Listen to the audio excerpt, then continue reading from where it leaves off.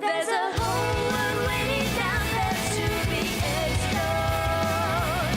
We just have to take the first step through this door. With this song burning in our hearts, let's begin this brand new chapter. Through this journey to build a future much brighter. We'll give it our all. Whatever we found out.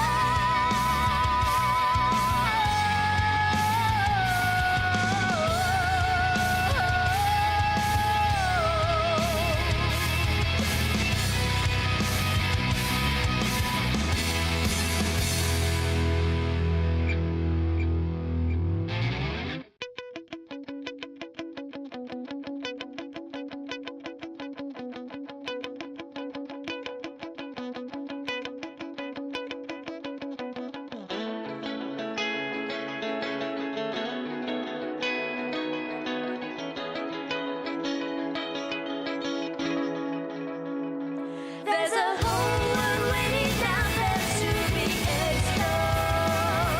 We just have to take the first step through this door. With this song burning in our hearts, let's begin this brand new chapter. Through this journey to build a future much brighter. We'll give it our all. Whatever we found out.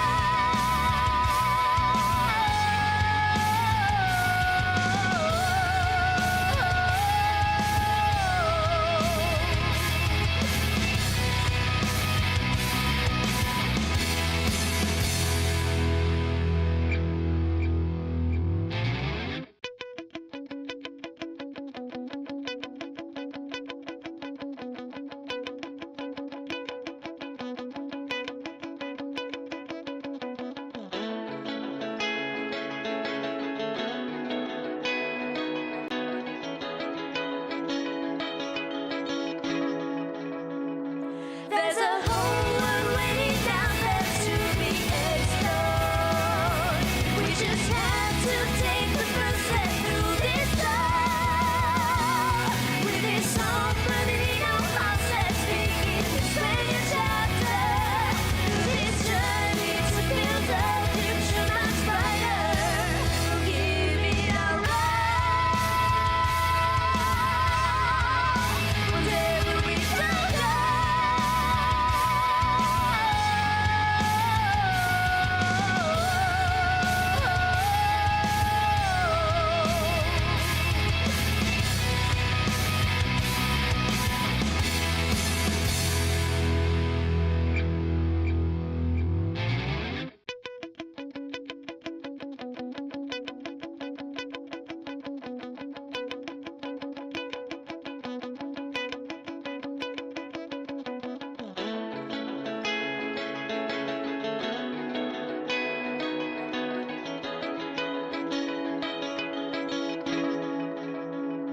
There's a whole world waiting down there to be explored. We just have to take the first step through this door. With this song burning in our hearts, let's begin this brand new chapter. Through this journey to build a future much brighter. We'll give it our all. Whatever we found out.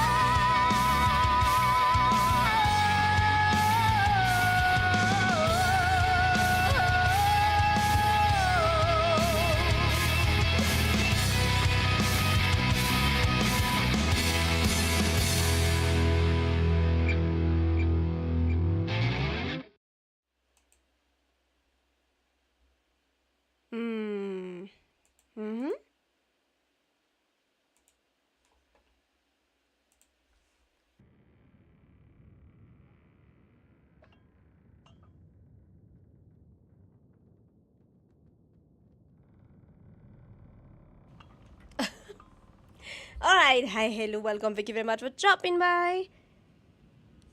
Today, as you can tell, we are going to continue Pillars of Eternity 2 Deadfire because I thought, Maybe we will have enough strength for it.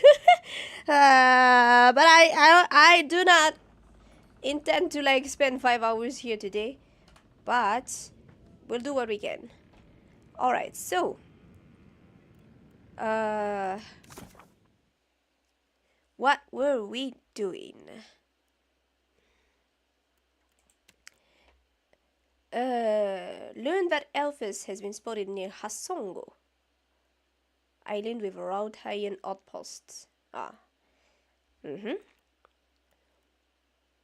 Principi, no, I'm not going to talk.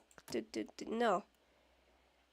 I did you a service because that dude that attacked me was your target, so I was getting back at him.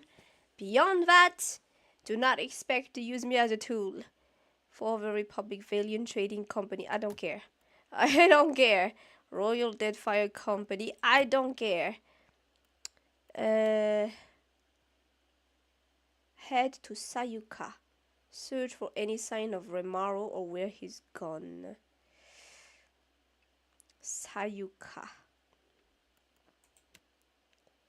Assist Shorty's efforts to shepherd lost souls throughout the Deadfire.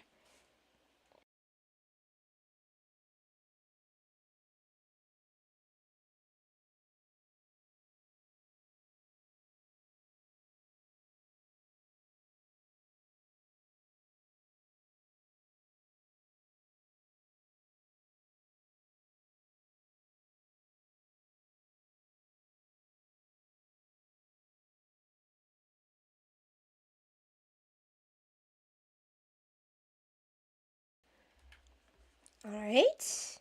Who is Shorty? Priestess of Gaunt. Ah, it's the okay.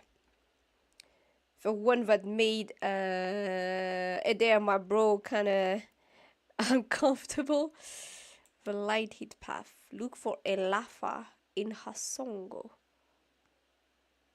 Okay, Hasongo. And then wait for Alaf to explain further. Alaf! Alaf, my boy. When are you gonna talk to me? This is Shorty. I believe for now she's not within my team. Alaf, my boy. When are you gonna talk to me? You have something on your mind. He tilts his head, listening patiently.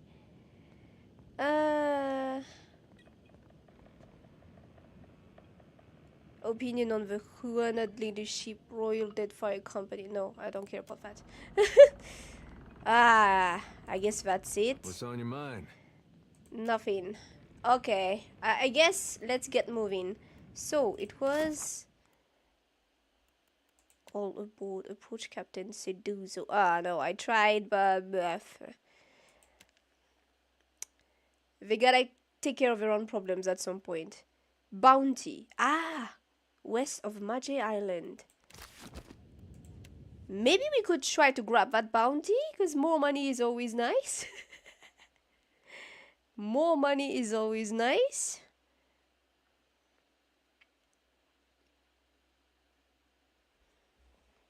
Money, money, money. Give me money. Bounty hunting and piracy for fun and profit. Yeah, exactly.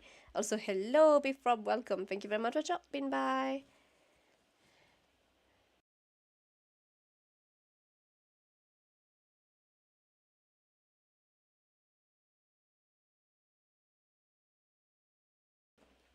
What is happening though? Did my game just I mean, the mouse is moving? Okay.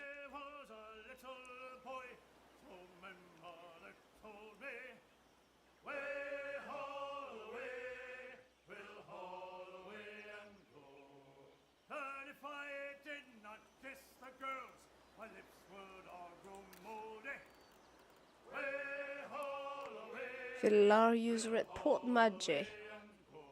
Okay, so if we went to Port Maje, and it was towards the west, right? So towards the west of Port Maje. What are the chances west of Port Maje? No, West of Maji Island. Hilarious rest. Burial site.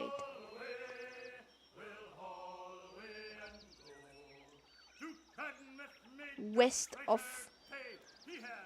Does that mean it's an island? Live in Port Maji. Heading west. Okay. Means we need to go back. Wait. Do we have enough? Yeah, no, it should be okay. At worst, we're gonna go...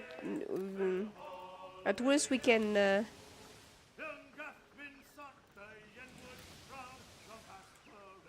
we can what's it called? Resupply at Port Maji at worst.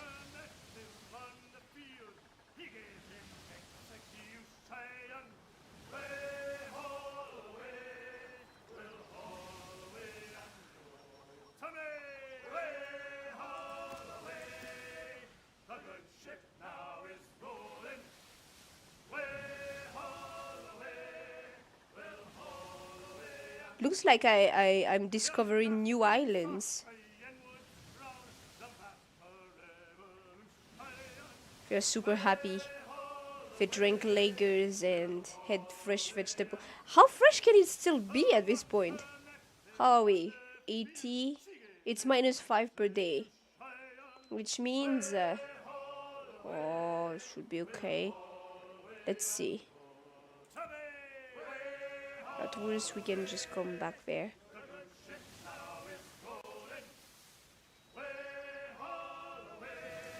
Aha! Mariel... That's her, right? Mariel Vimad, yes. Where can I dock? Abandoned Ville. Ah, there it is. Let's dock here. It was not that far at all. Not that far at all. Okay. Here we go. Mariel Vimad, you're mine.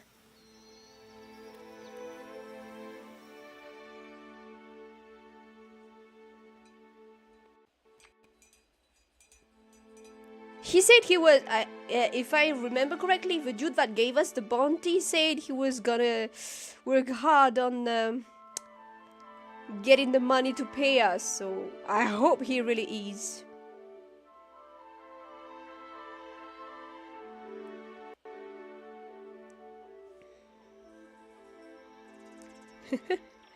Wait, what's happening?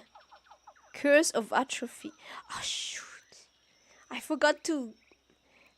Hey there, what are you doing? You sure? Yeah, I'm sure. Eh?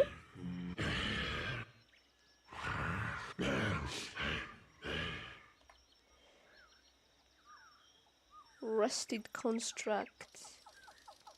Honestly, go for her. I see trouble. Start with her directly.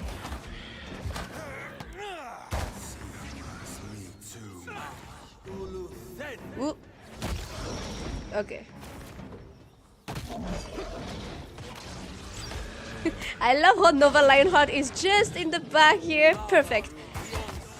But apparently Alof has to go really close. Okay. That's it. Tekehu. Ah yeah, the big guy, big fish guy. I got this. We got this. We got this. How come I am still rest? Oh wait, we need to eat. Food in inventory. Remove injuries. Receive bonuses. Inventory. We don't have any food in inventory.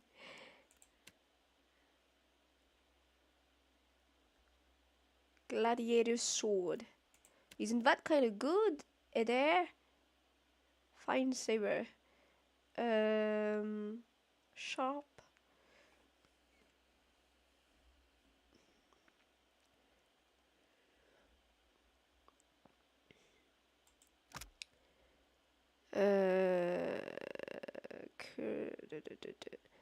Is there no type of damage anymore? Deadly against unarmored one-handed saber. Oh, that's a better saber. And then we have the sword.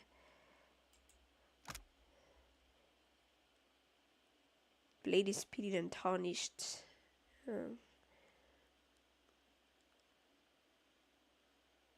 Most assuredly carried it with a bronze shield. Compare. It does less damage. But this is slash and pierce.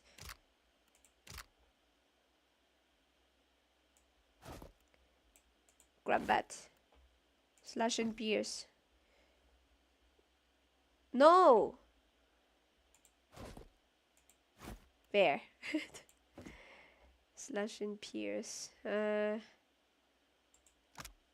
Compare. Oh, this is exactly the same thing. Okay. Hello, Neo. Welcome. Thank you very much for dropping by.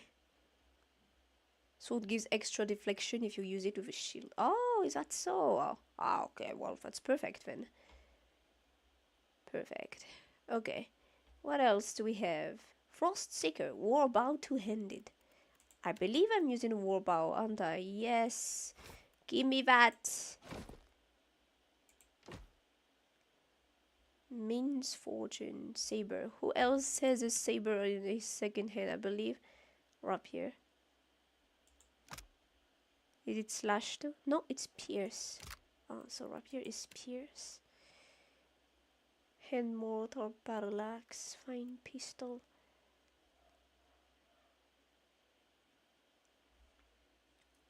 This is an exceptional saber. You know what? Let's just give it. Wait, no. And what does Tekehu use? Rod. Ah, yeah, I gave him a torch. Well, it's fine.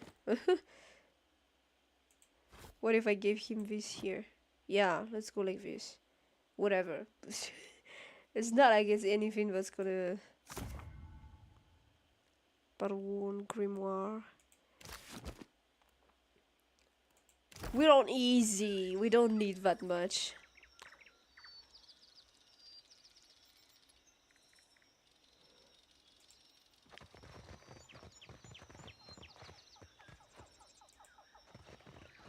There's nothing anymore. Easy game, easy life. Yeah, no, I don't really feel like trying to try very hard on the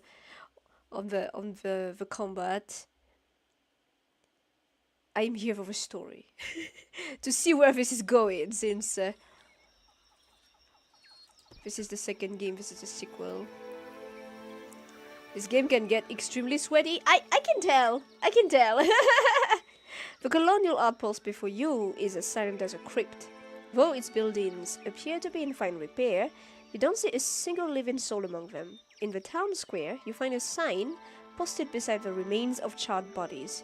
It warns of disease. Ah. I mean, search, maybe. You take some time to search the abandoned village, 4 hours past, and find what food hasn't yet perished. Oh, nice. Just keep searching. Keep searching. Keep searching until there's nothing anymore. Nothing of value. Search every corner of the village. There's nothing left worth taking for you. Okay.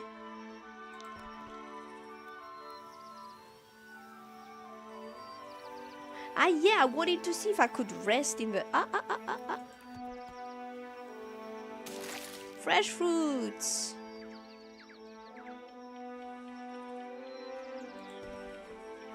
In the boat. Well, I guess if we can't. Like, why wouldn't we though?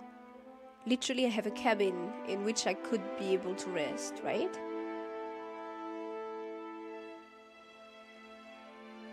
I hope we will not be encountering the Kraken.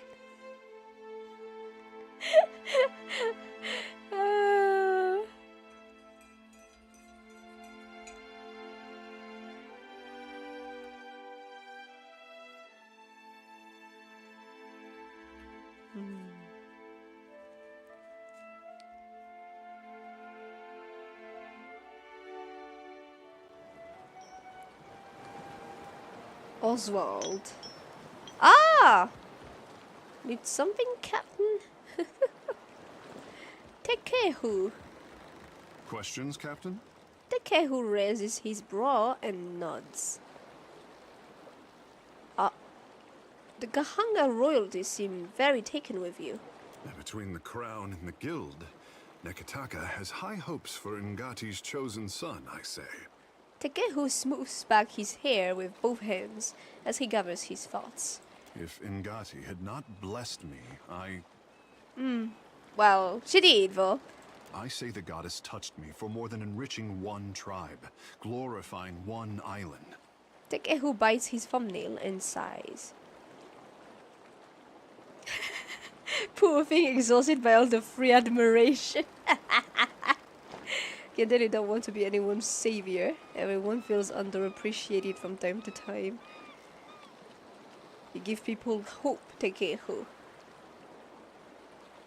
I mean, I suppose he does. What am I even... Does he need comfort?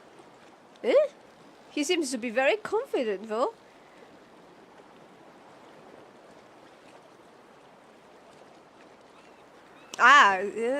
Touch me for more than enriching one tribe, glorifying one idol.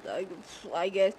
I don't know. You give people hope, Tekehu. If people need hope, they should pray harder, or look to their own grindstone.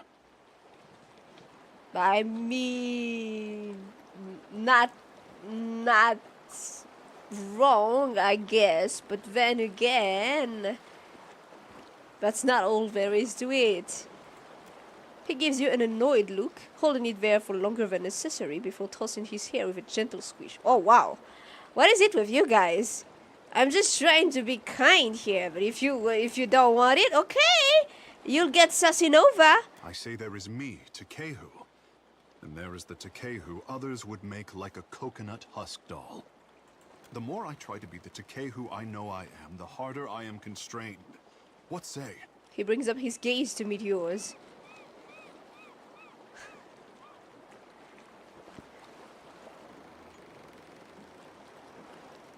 You give too much power to the expectations of others. But it is the adoring people who made Tekehu the savior of the tribes. He shrugs, saying, Many think that I have a duty to the Hawana.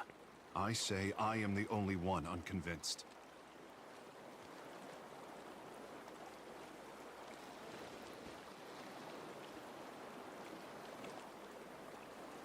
I'm not sure where this conversation is even going. I think I completely missed the context. I just started the conversation, clicked on an option that I hadn't yet explored, and now he's waxing philosophy on me, and I'm here like he's waxing philosophy and being aggressive about it too, because I did not say what he wanted to hear. Hello, Minja. Welcome. Thanks for dropping by. Came to class without doing the reading. Ah, come on, man. At some point, I'm just here like, oh. Well, this is fact. I'm the lady of Kanua, but you don't see me rebuilding my keep. Akira, just so. The side of his mouth twitches. Hesitating at first, Tekehu envelopes your hand into his. The scales along his palm both prickly, and warm. Ah! But he's a... So he's a fish? Is he a humanoid fish? Or a... Wait, what was I gonna say? Is he a fish first and humanoid second? Or is he a humanoid with fish attribute? I'm with it. I'm thinking too hard about this. Fishman.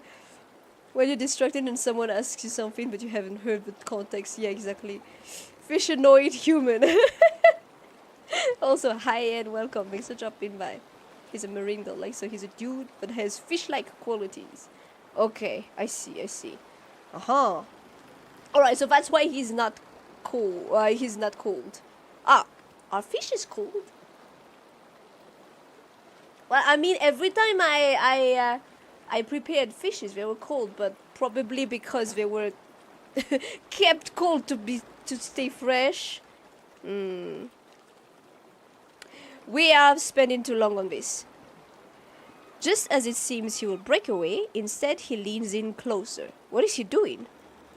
I know how I seem. We did not have this word, conceited, before Adirans landed on the Isles. If Ngati had not touched me, I wonder if anyone would care. Takehu seems ready to say more. He stops himself and releases you from his grip. The world around you darkens, and once again you feel an insistent tug for your attention. The pull centering from Takehu's soul. But it feels like even when I repress the sensation, I'm always gonna get a glimpse of something. So maybe let's just surrender. Once again, you find yourself in Andra's waterlogged hall of power. The tired swaying of bioluminescent chandeliers casts uneven rays of light down on her court. Poor boy. He has it backward, as usual. A silky distant voice asserts itself in your thoughts. I did not choose him so that he could do great things. I chose him because talent should be fostered toward any end. Sadness and regret creep into her tone, but something about them rings falsely to your ears. How fortunate that you are here to set him on the right path. I know you won't disappoint. You hear a smile in her words. Well, she's fostering her pawn, that's for sure. Now, to what end? I'm not sure I want to be part of that. Apologies. I say I never miss an opportunity to talk about myself. At least you're aware of it. The presence withdraws, leaving you unsteady on your feet. Oblivious, Takehu offers a broad, showy smile. Did I have questions? The fishes are cold for our touch. Well, that means they are cold. He's a tropical fish. Fishes here, arguably, would be called tropical because I live in a tropical island. So, doesn't really change anything. Fish are cold-blooded from your understanding. Most fishes aren't hot-blooded, but there are a few exceptions. The Kehu is the exception. Yeah, kinda, yeah. What if I said I had some questions? You have questions? Ikera, I have answers. Well, he's very confident, as I said. Takehu opens his palm and gestures for you to speak freely. Tell me about water shaping, Takehu. I hope this is not gonna continue into another disapproving glare. I am so sick of that. I'm so sick of being kind, actually. You know what? No more kind Nova. The art of our ancestors, I say. To bend water to our will is a gift from Mother Ngati to her chosen people. Takehu stands tall and grins with pride. Since devastation swept our way of life out to sea, too much of the art has been lost. Periki, founder of the guild, organized the lore of Ngati's talent into a series of postures and meditations we call the 4 forms of water shaping. Okay. Actually, I don't care. Okay, let's be off. I don't really care about the Shield sister Dahlia. No, that's someone. Little Luca, Oswald. Who else? Seraphim. Is Seraphim gonna be funny again? Captain, what can I do you for? Flirt. I mean, I like him as just a companion. Not that kind. And dialogue. Maya. I know exactly what you're thinking. Huh? Maya folds her arms and clicks her tongue against the roof of her mouth. Wow, I already do not like you. I sincerely doubt it. Doubt is healthy. We can work with doubt. You're asking yourself, how did I let the Royal Deadfire Company plant an informant in my crew? She chuckles to herself, but there's a note of resignation to it. Seraphine's eyes close as he nods along. Cool story. My superiors might expect me to report in from time to time, but don't read too much into it. You're not the only big thing happening around here. I like you, but as a little green brother. Yeah, exactly. That's nice. Is he green? Isn't he blue? Well, let's say he's turquoise. And she's dissing me. She's saying I'm not a big deal. I'm in this for a lot of information, a little diplomacy, and plenty of target practice. She opens her palms and shrugs. Alright. When you're on my ship, I'm the captain. Don't forget it. And even if we're not on my ship, I'm still the captain. A little early to throw your weight around, but I'll allow it. Oh, guess you ought to meet the bird. Ishi is smarter than he looks, but don't expect him to do any tricks. She nods towards the colorful bird of prey hopping around your ankles. Ishi, come. Maya taps her arm with 2 fingers and clicks her tongue again.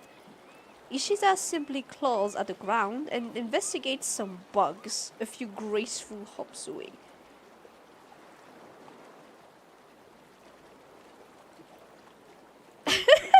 Great, another pet to mess up my ship. Oi! Griver is fine though.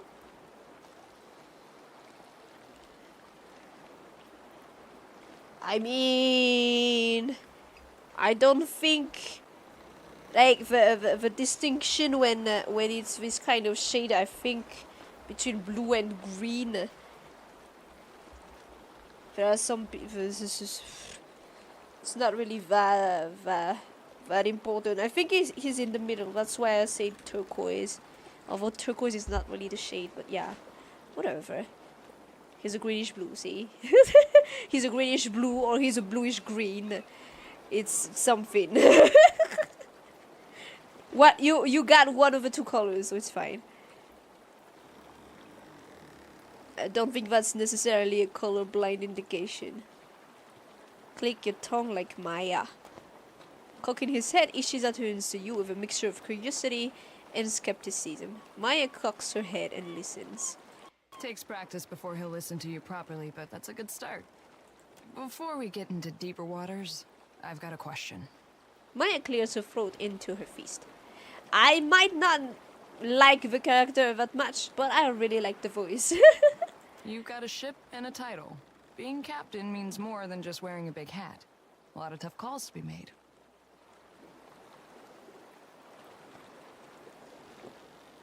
I'm figuring it out as I go, but yes. A crew can be like family.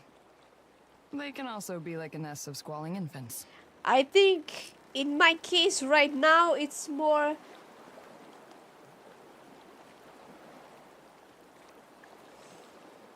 It's more...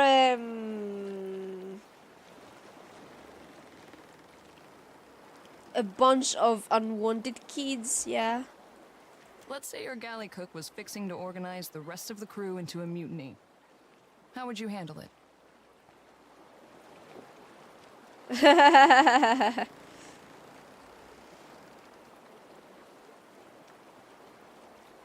Light a fuse lit into a black powder and leap over the railing.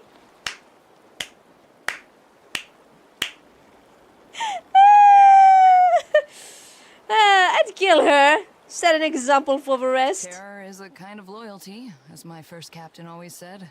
Hands on his hips, Seraphine grins. Of course, the only right answer is the one that works in a given time and place. I just wanted to hear yours. Ever civil mutiny yourself, soldier? Mostly preemptive measures. We try to pull the weeds before they reach the garden. Hands on his hips, Seraphine grins. But enough about me. Seraphine agrees Glad with to be everything. aboard, Captain. Let's be off. In any case, Maya, you're not in my team, so it's whatever. I I wanted to see if I could sleep in the cabin. Why can't I sleep in the cabin? Let me sleep in the cabin. What's Consider that? it done. Shorty. No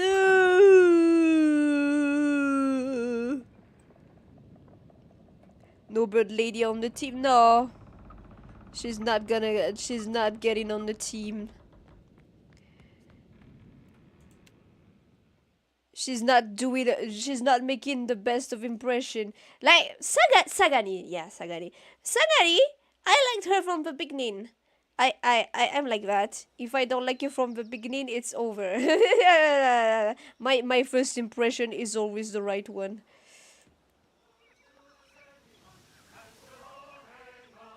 I knew I didn't like what's her name? The bird lady from the beginning. Should we grab food? Ah, wait, no. I need to get paid. Return to Aboko. Wild Mare. Queen's Birth. Where is that again? Queen's Birth.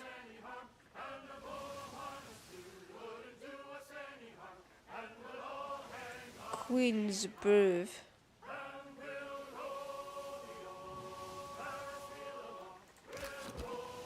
So I can't. I have to eat. Oh.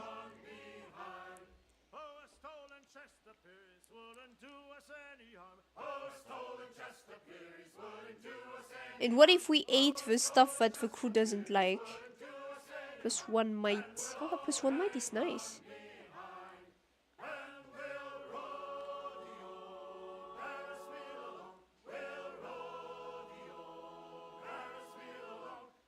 Oh, that's nice. That's a nice. That's a really nice. Everyone hits something. Seraphine is fine though. Why is Seraphine fine? Why is the rest of the team suffering, but Seraphine is fine?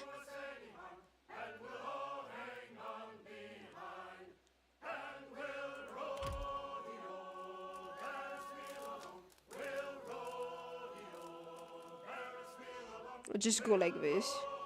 Might is nice. That's it. We good now?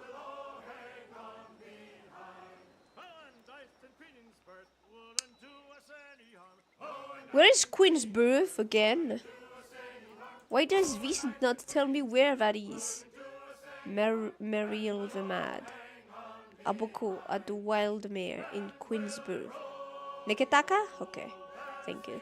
Why does it not say where the island is? Oh.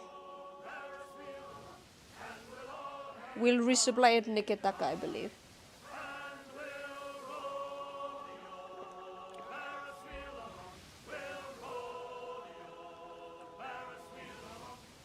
Game design mistake, right? When you have to like go around on an archipelago, you don't give what island that or on which island you're supposed to go. Oh no, that's not good. That's not good. That is a big oversight.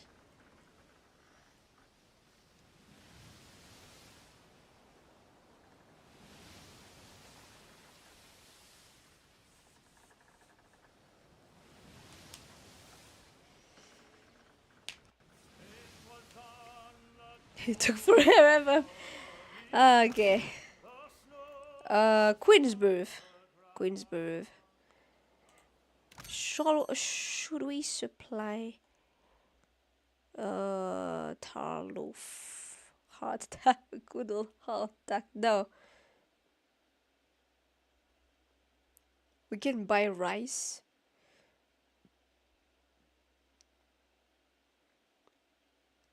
And lager. Why? Yeah, 10 more days. That's good. Do that. 10 more days everywhere. And yeah, that's it. The crew is very happy. Ooh, My finances aren't happy. Fuck, well,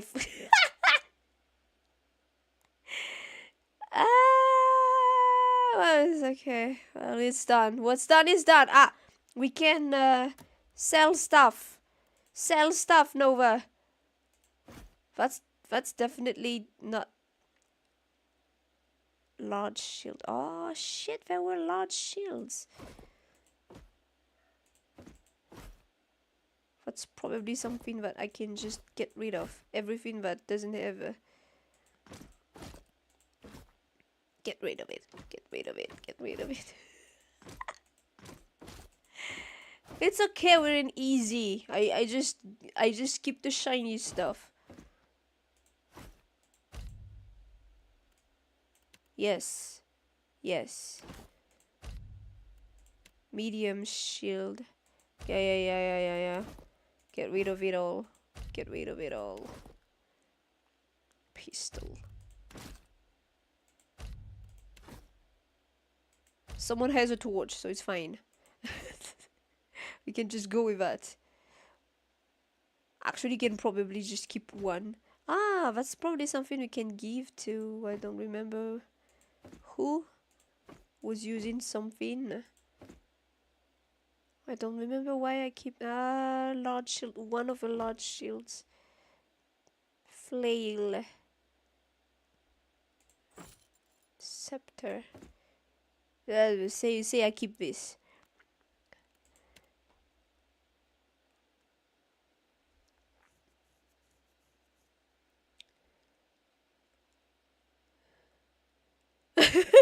This pirate ship runs on Lego, yeah.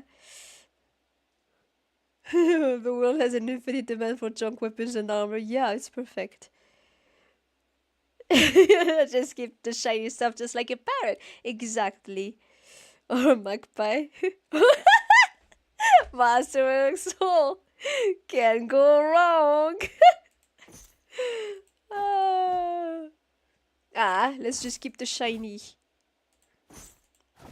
I'll sort through it if I feel like doing so later.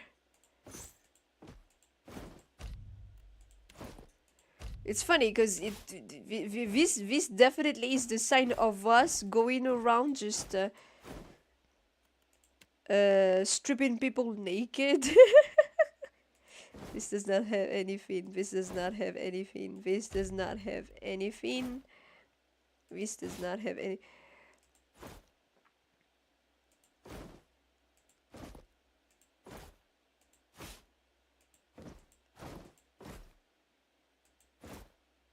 Principi hat. There. I believe that is probably enough. There. Okay, my money is back. Queensborough. For Wildmere. She better have my money. I will commit some unspeakable acts. But maybe showable. If he does not have my money.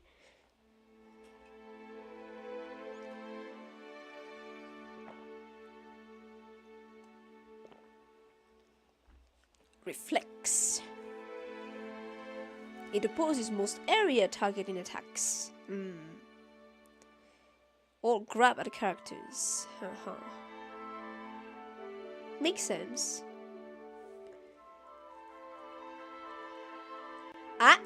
You learn something new. You can go to it. Yeah. Where is he? Abako. Ado, my hunter. To what do I owe this delight?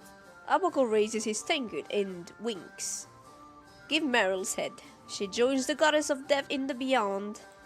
My first bounty to pay off. An exciting day for us both. Okay, he gave me money. Abako passes you a small pouch of coins. Okay.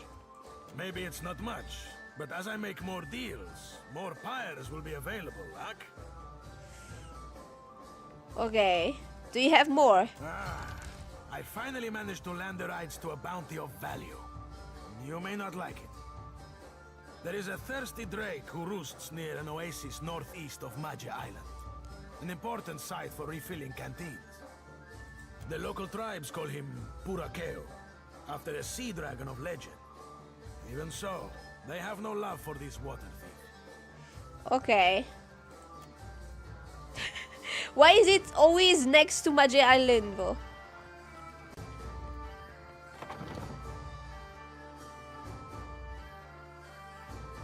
Well, I guess we're gonna do a few bounties to fatten our purses. Well, mine, obviously. Mine. Not for cruise, mine. My purse.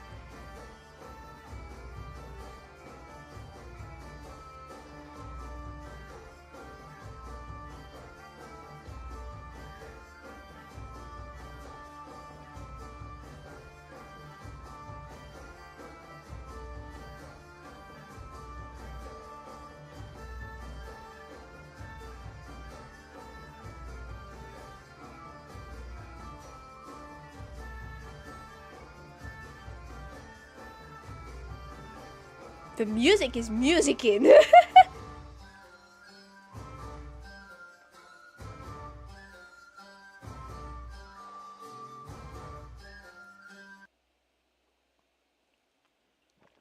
I hope the game did not just crash on me. Ah la la.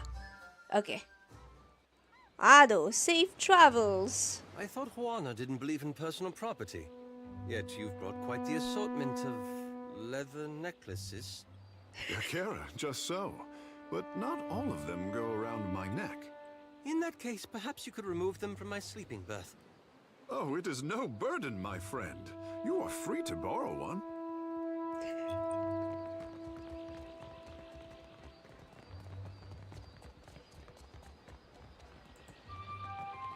We are talking about sleeping berths, but then we camp.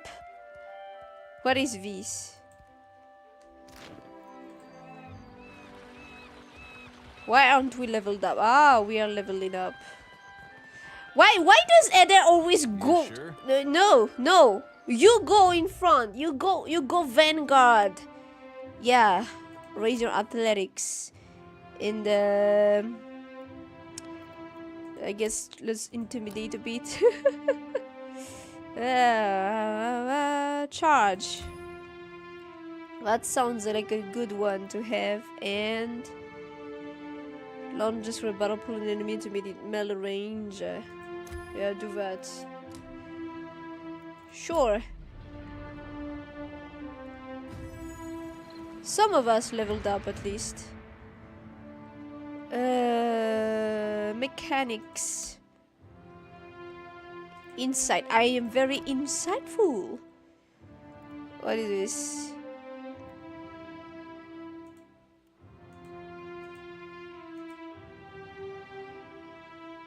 Ah, for both classes. Ah, okay. Knocks the target back.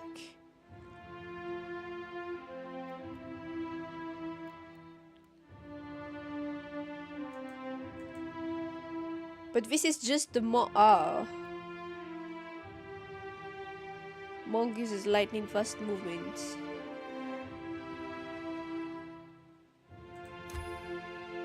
That sounds interesting. Oh, whatever. Hobbling shot.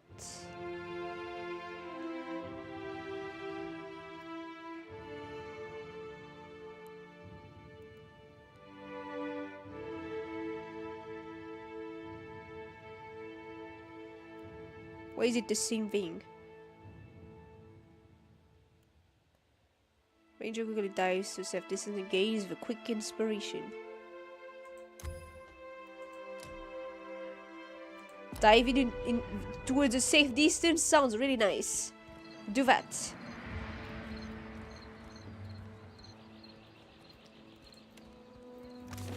Alright. We can probably just go by sea. We are leaving.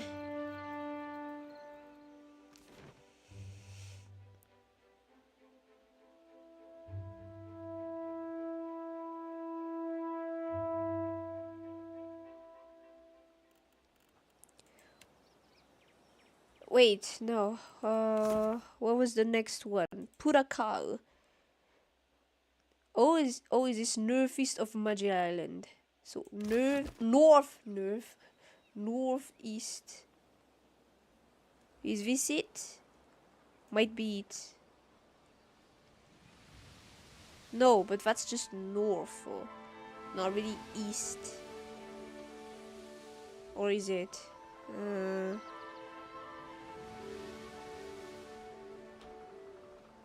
The Huaro.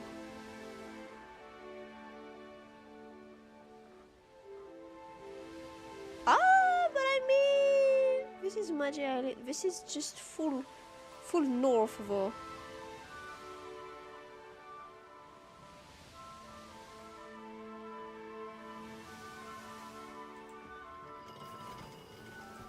Well, there are fresh fruits at least.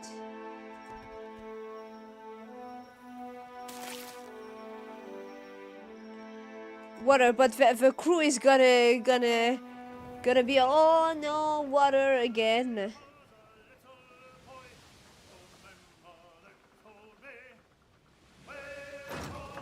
Gunpowder.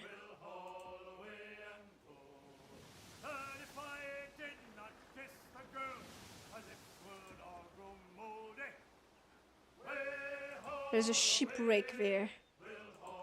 No, but this is here? No. This? Ah, here.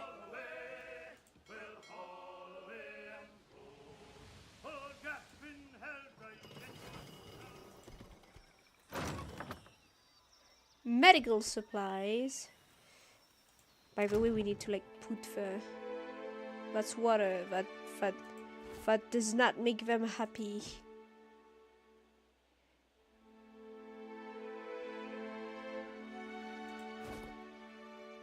Minus 10% damage taken. Well, that's not too bad. But I guess...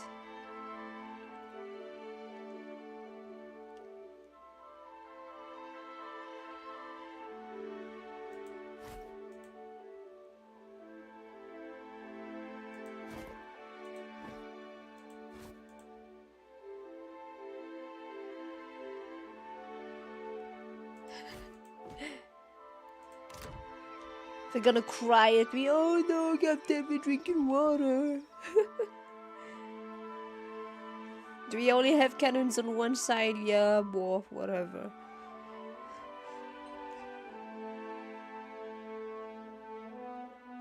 I never bothered to buy a cannon because it was super expensive.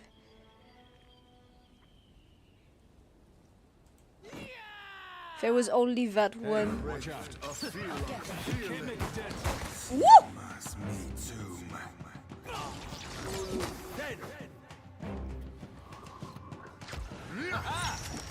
Easy.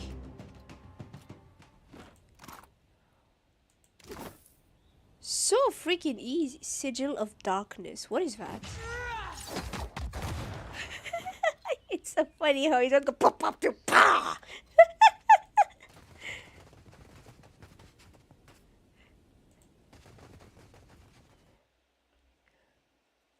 Big hit from Malov. Ah, he maintains the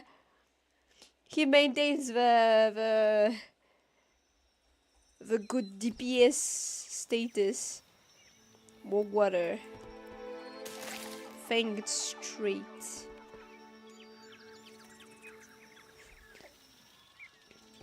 An easy solution is to take it from the enemies. Well, if there are enemies that have the balls to try and attack me, yeah, sure. What am I doing? Neketaka.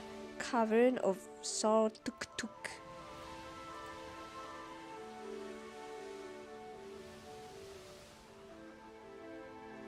Wizards are super strong. Yeah. It's balanced by the fact that they die very easily, but yeah. He's been my carry. Well, I don't know how much he can. No. He's been my carry in the first game. So I'm happy he's back. Even though this whole romance thing is not going that well. I know, but if everyone is just so freaking annoying, there is not gonna be any romance. Ah, we leveled up. Arcana, athletics, explosives, sleight of hand. What are we gonna get? Ah, he's luminous. He's a luminous fish. Or rather, he has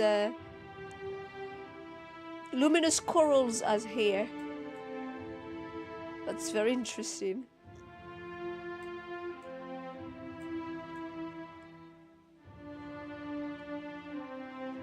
Evoke a wizard with minimum constitution. Very easy to just get popped by snipers.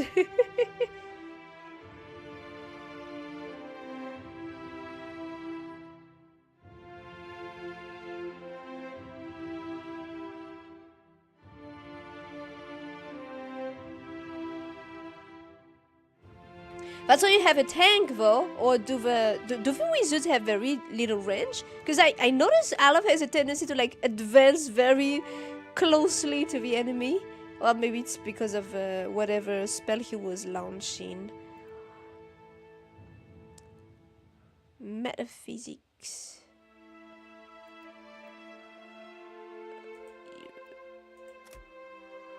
Maybe religion. Depends on the spell. Maybe he was trying to cast something that required him to get very close. Because Nova Lionheart is just sniping from far away. Everyone is there. Yeah, she's in the back, taking aim with her bow for 3 years.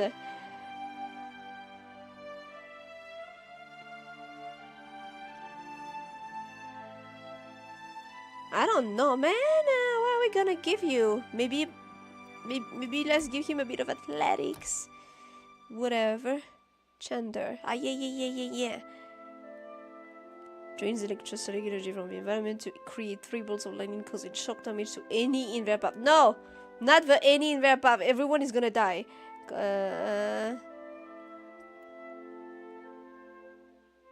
Restores health and grant immunity to resolve afflictions or not. Ah, that's nice. That's nice. Do that.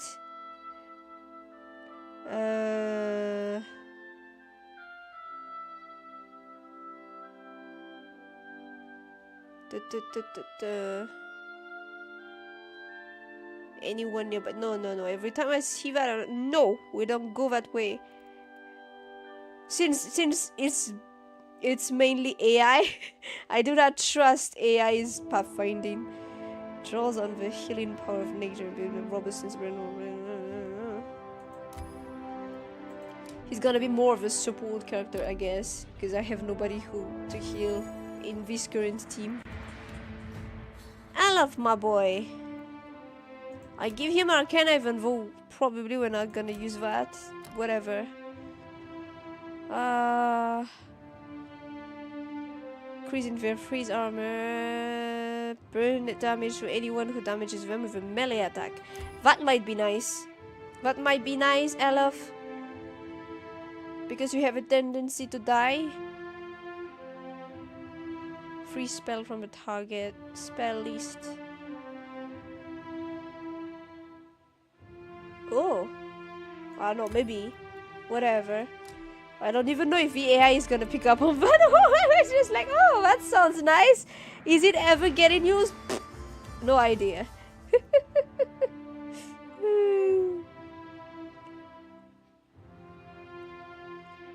Yeah.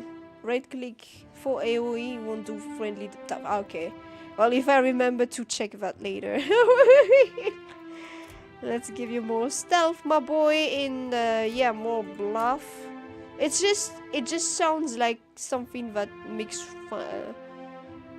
able to charge with reckless abandon. Yeah. That sounds like something you would do. And then target psychic defenses, leaving them dominated by the cipher for I just click on the first thing my mouse happened to to land Hello, on. my hunter. To what do I owe this delight? Here's a thirsty Drake. To think that such a magnificent creature could also be a water-hoarding pest. Dragons are a complicated bunch. He hits the head and looks deeply into its eyes before passing you payment. It's just 100 copper more! Oi! Agrasima, my friend. You will let me know if you are interested in more work, Ak? Yeah, you know what? Maybe later. Let's continue the adventure. That's enough. That's enough. So we were saying Sayuka, and then Olaf doesn't say a word. Hasongo and Sayuka. Okay.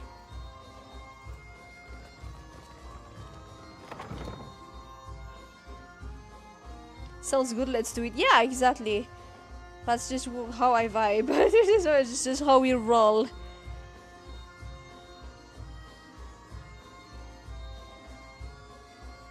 I think I've become more casual as I started streaming. I don't know. But then again,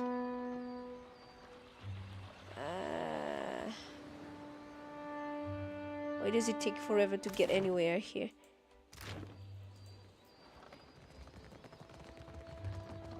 And I feel I've been going more towards casual. I'm more like, oh, I want to discover a lot of games, try all of them out, not necessarily go to the what's this?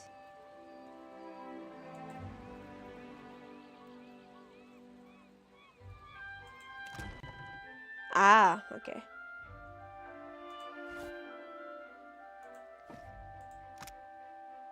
Ship crew, not necessarily the let's find out everything about the game kind of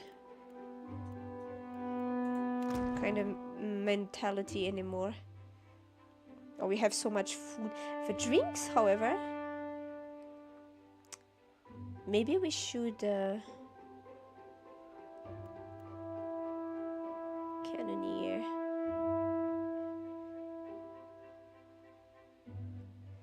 We only have one cannoneer anyway.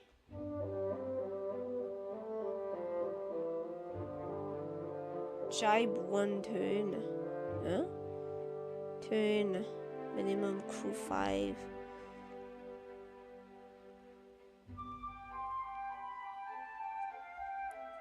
What's gonna happen if say I miscellaneous upgrades resting crew?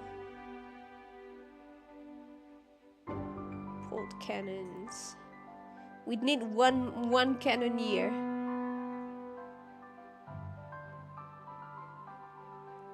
Navigator, surgeon. We need one more cannoneer. Oh, that does not sound like something that's worth grabbing.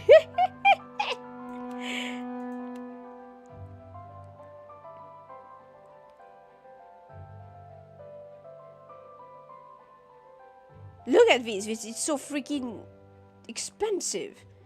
No. Ah, that's the most expensive one. Iron Thunderer.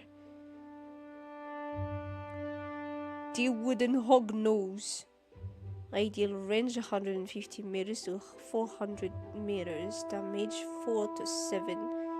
6 to 9. Huh. Oh, that's not that big of a difference. That's like 2 points of difference.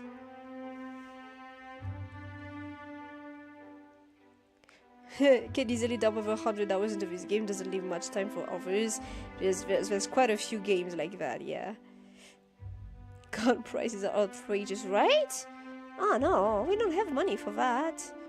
Captain's quarters. Oh, now that! Captain's quarters? No! That might be interesting. Now, let's just go. What could possibly happen?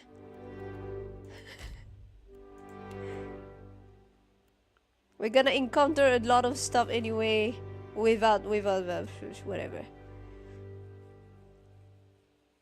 Always money in the budget for a little renovation. Yeah, there's that too. If no, we're not okay. Sayuka and Hasongo. How far is Sayuka? Well, I guess we went to Sayuka. I thought it was gonna show me Sayuka, but since we haven't been there yet, the boat went there immediately. Okay. Ah, shoot. We don't have a lot of water. I hope Sayuka will have something for us to.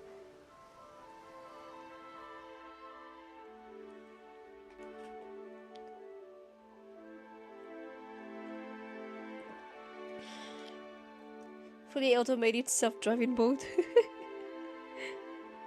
The crew knows where they're going. It's fine.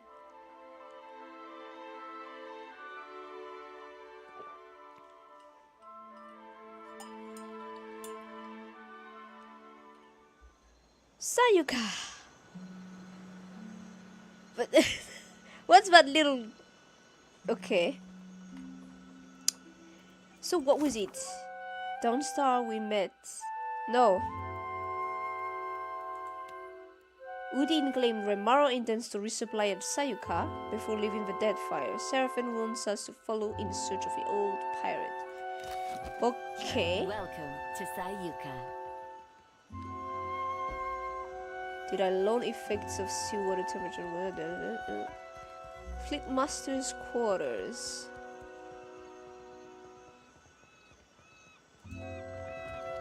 I mean, if he is a fugitive, would he go there?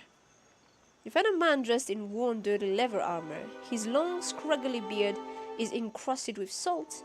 His curling hair has clearly not seen a comb in some time, and the toenails of his bare feet are cracked and torn. Why are we looking at his toenails? The only thing of any value that he carries is an amulet. Oh, greetings. He hesitates a moment before saying more. Might I help you with something? Tell me about yourself. No! We don't care. On your way, then. We don't care. I thought you would. I thought maybe you could have some information for me. You don't need to be so freaking. Ah! There he is! Oi, Cap. There he be. There be Remaro. Sure is my arse be blue. He said he's blue, but he does have some green to him. Seraphin runs to meet an old white-robed man. I wish you'd not come, my lad.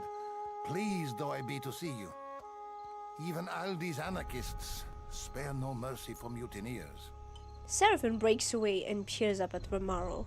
Aye, but you, a traitor? The very thought of it be ludicrous. He spreads his open palms wide to either side. Return with us. I'll be protecting you, and we'll be seeing your fair judging. With a slow shake of his head, Remaro swallows. I can't, Blue. Much as I loathe to leave. I'm dead to these waters, and they to me. Seraphin gapes and sputters before finding his response. Break my biscuits and call me Swabby. You've gone addled in your dotage, ain't you? The Olin looks to you, lower lip twitching. Captain, can you talk some sense into this crusty old salt?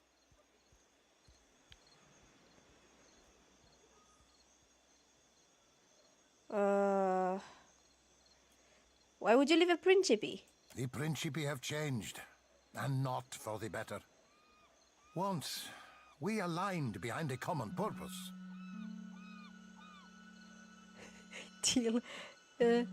Maybe his rear is only blue, kind of a... maybe his rear only is blue. Kind of a bubble situation. Now, we fractured into two extremes, each wallowing in its own corruption. Why did you leave for Deadlight? You might have been safer. I couldn't bear to remain, sheltered or no. It's a hopeless feeling, bearing witness to the slow decline of something I once held such pride in. There still be pride to be had. Honor, too. Things be changing, sure as shit. But you can't thread them narrows if you ain't even at the wheel. Elf dents his fingers and smiles. I hope I'm wrong, if only for your sake. I don't think the Principe can survive as is, and I can't watch something I devoted my life to sink into ruin. Ah, yeah, but like, yeah. You're fleeing your problems. Ugh. These roomy eyes have seen too much. Nepotism and cronyism run rampant, rotting the Principe from inside out. Power consolidates behind the least deserving. The Consuelo's leadership founders, and with it, my faith. Belay that plan of you, old sea dog. You're no good as any. There ain't no faith on these waters, save that you be finding for yourself. He flushes a crooked smirk and strikes a closed fist against his chest. Betwixt your brains and my swagger, we'll be right in the good ship Principe San Petrino forthwith, and be shot of these ship's squiffy doldrums. Remaro's frown deepens as he looks away from Seraphim and towards the sea. A fine dream. I pray to Ondra that you achieve it. For me, though, the current flows but one way. A return to the Principe would mean my death. Is it true what you're accused of? I've not heard every charge against me. But that of mutiny, of that charge, I bear guilt. Seraphim's ears droop. He reaches for Romaro, but stops short, then his hands fall. Why? The sorcerer were our home in kin. We're a cock-swelling pride. And you bartered it to an half-drowned old elf for a pint-bilged fucking clipper? Staring intently on the ground at Romaro's feet, Seraphim shakes, his fists balled at his sides. 14 years I spent swabbing them decks. Longer yet for you. Captain Bastion trusted you. I trusted you. His glare rises to meet Romaro's eyes. Ak. Bon amico. He really does have a way with words, yeah. Romaro's mouth opens briefly before closing again, and he swallows. Sientere, Seraphim. I've disappointed you, hurt you. No words can justify my actions. I only hope you believe me, that I did what needed doing. A true wordsmith, yeah. How can I? With a tired shrug, Seraphim looks away. You're hiding something. Ak. That I am. Many things. For many reasons. I learned long ago that it's oft-times better to hold your tongue. Look at me. Look at Graver is just sprawling. I love it. I give my back to that. That's none of my business. And yet he's he's agreeing with some statements. I'm surprised Adair is not puffing away at his pipe yet. And of course, who cannot help but shape some water every 3 seconds. The Watcher here reminded me that you and me, we be deeper than 2 hands on a deck. We be kin. You be the closest thing I've ever had to a father. And if you be setting sail, I'll be embarking with you. If you could shape water, that's basically all you do. Ella flashes a quick, pleased glance. Your journeys with this Watcher have changed you, Blue. You wear it well, bon amico. He sighs and shakes his head sadly. Captain Bastion had the sorcerer slaving. Romaro frowns at his dark, wrinkled hands and rubs his palms together. Seraphim blinks, expression blank. His mouth opens, closes, opens again. His fur bristles, ears angling lower. Slaving? What kind of fathom-headed hornswoggle be this? The sorcerer were my kin. They weren't slaving. I hunted slavers for the captain. We freed slaves together. So I also believed. But Bastian sold those we saved to the Crooksburg slavers. I found records of it in his quarters, almost a decade's worth. When I confronted him, it went poorly. Rage rushes through your blood, flushing your skin, and cold hate spirals along the length of your spine as confusion blurs your vision. Fight against it, even though it's not gonna be sand beneath your feet, crusted and blooded. You're young and small, filthy and shaking in fright. Cheers from all corners. Maybe. Cheers too. And the shouts of a kid before you. Armor and fries you hide. Heavy muscle and soft fat wrapped in bright robes. Don't make me go again, you plead. Don't make me.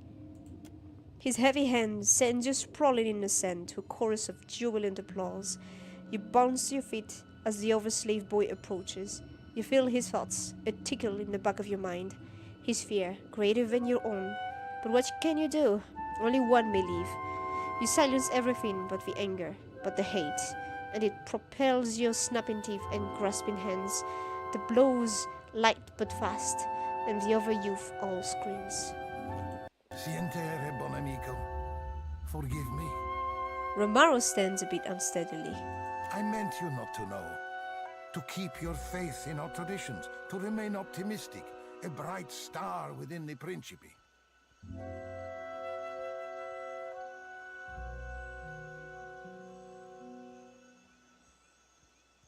Seraphin, you've heard Romaro's confession. What would you do with him now? Cut him loose, Cap.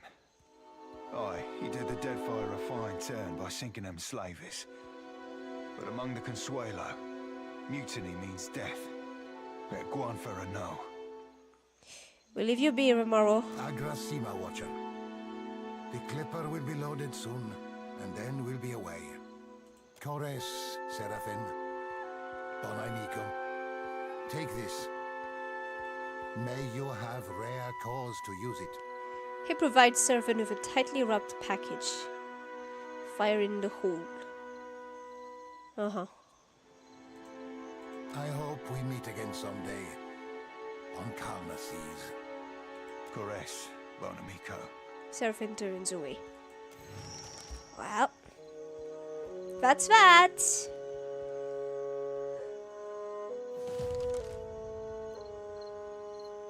Ah, we completed it. Yeah, okay. Well, that's that. Now, very joyous reunion.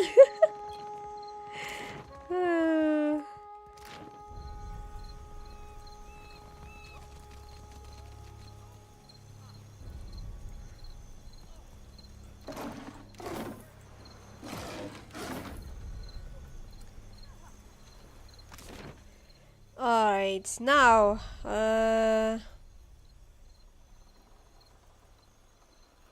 we can supply. Yeah, let's buy some more. Are we just drinking? Ah, there's no rice wine. Oh.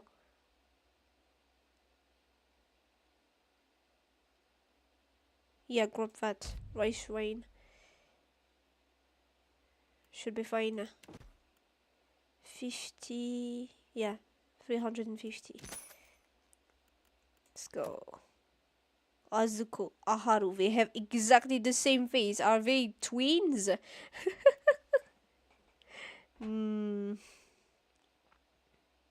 Expert boatswain. Novice deckhand. Seasoned deckhand, seasoned cannoneer. Ah! 4.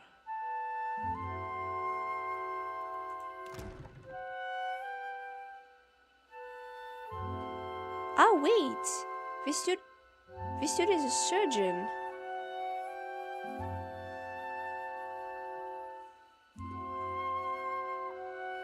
Novice cannoneer. Boatswain. Yeah, we have a boatswain here. Novice helmsman. Navigator. What does a boatswain even do? How much are they paid? Sailor experience 10.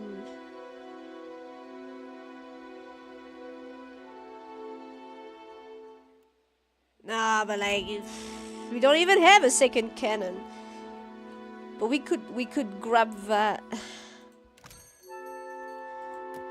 We could grab this lady. Expert boat. We have a boat stream. Seasoned. Novice deckhand. Surgical accuracy with his cannons, yeah. Daily food ration, daily water ration. Yeah, no, it's 1k to hire. No. I didn't see, I just saw the daily wages. Nah. We're living.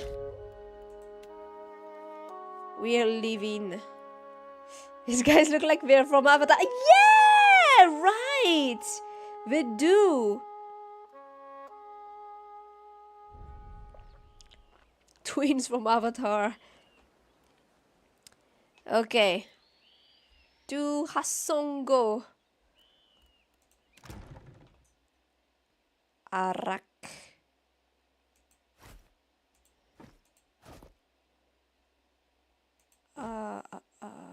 Rice wine. There you go. The crew doesn't like water, so well. Hasongo. Legally distinct. Let's go to Hasongo then. You have barely cleared Sayuka Harbor when a sleek half gully appears off of your port bow. It rides high in the water and fast, but keeps its distance as it approaches land. Seraphim watches the ship's passage from the bulwark, expression grim. When the ship turns to pursue you, you recognize it as Malnage's vessel, the Misery's Delight. Who is Malnage? Its cannons don't seem primed, and it aims to come alongside rather than set up for a broadside run. Looks like the High Queen Sea Devil by Big Wanting Words Cap. Not sure if that'd be good or ill, but at least it'll mean she ain't on Sayuka. Seraphim's ears angle slightly back, and he massages the bridge of his nose. Seraphim's rival, she was chasing Rimuru for the bounty. That's how... I don't even remember. That's how... That's how... what's the word again? She didn't make that much of an impression on me, I think. As the Misery's Delight comes alongside. When did we even encounter her? Was it last stream? But it was already a while ago. Malnage stands on the railing, one grey-furred hand wrapped tight about a thick hemp line. She bows low, doffing her hat, and then tosses it to one of the deckhands. Well, as long as she comes on board, we can just, kick her ass. If she asks for it.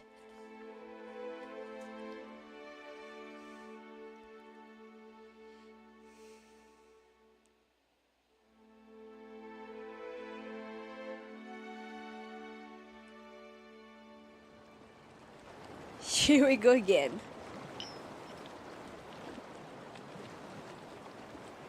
Funny seeing you here, Captain. Especially since we've tracked Rimuru to this very rock. Ain't trying to steal the bounty, are ya? Malnage cans her grey-furred head at you, hands at her hips and near her weapons. So she's a furry one too. Okay. What was it? This I remember! What was it I said before? Kindly fuck off. Hey, the Deerwooden motto. Used to have that on the coat of arms long time back. With a quiet snort, she shakes her head. Funny. I'd have thought a watcher would have had better instincts than siding with a known traitor. She shakes her head in an approximation of sadness, but doesn't bother hiding her grin. Fuck it. We'll deal with you first, then go have a little chatsy with Rimuru. No quarter, lads and lasses. Perfect. Weapons slide free of holsters and sheaths as Malnage's crew attacks. Well, since we're gonna wipe the floor with them, does that mean that I can grab some stuff from their ship?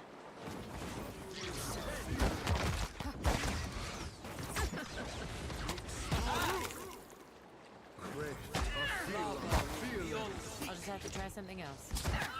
I'll teach you a lesson. Whew. See? Easy. Ah, at least Shorty. Little Luca. Everyone's fine.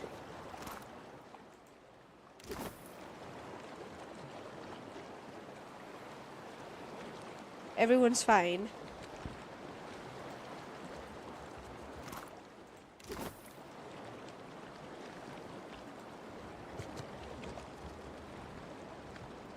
Maya and little Luca. Can I not grab stuff from the boat? Oh, there was nothing on the boat, really? Can I not go down there and... Oh, I don't see anything. Oh, really? Ah, sucks. This sucks. Well, it was easy. We wiped the floor with them, as I said. Okay, to Hasongo we go. The crew is really carburé. Ah, Hasongo's here. Okay. Well, at least we looted the bodies, but like it's not the first time we do that. Oh, she was forgettable to the end. That chick, I already forgot her name.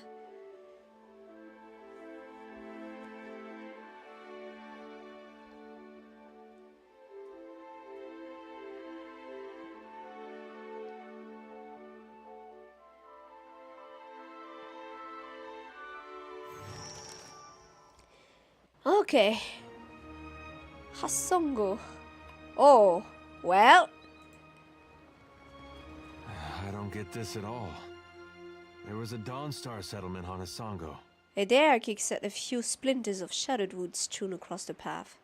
The place got trampled just the same.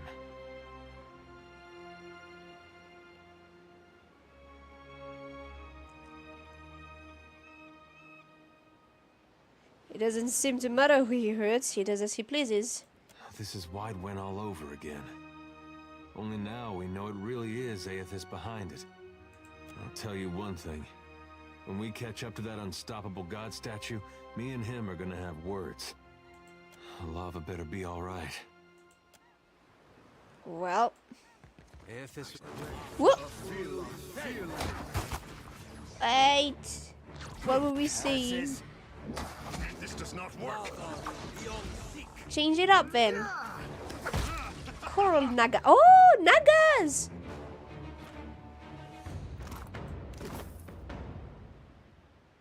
Hi?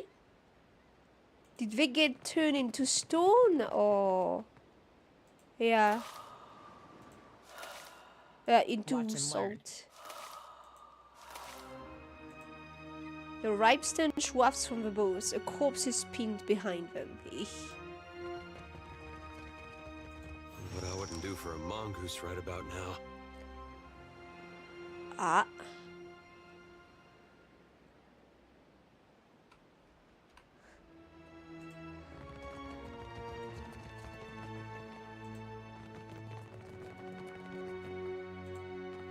Ah, but it's not like we can go that way anyway. Ah. That's how it's done.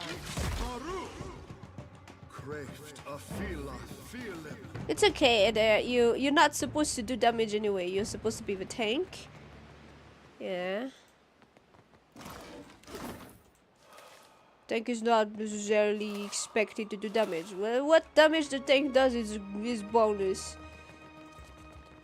Although I heard that some classes that are supposed to be tanks do a ton of damage too. Just you know which are the favorite children. What's in here?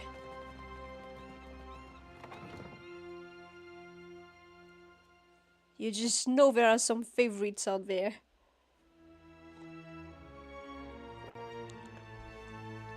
Oh!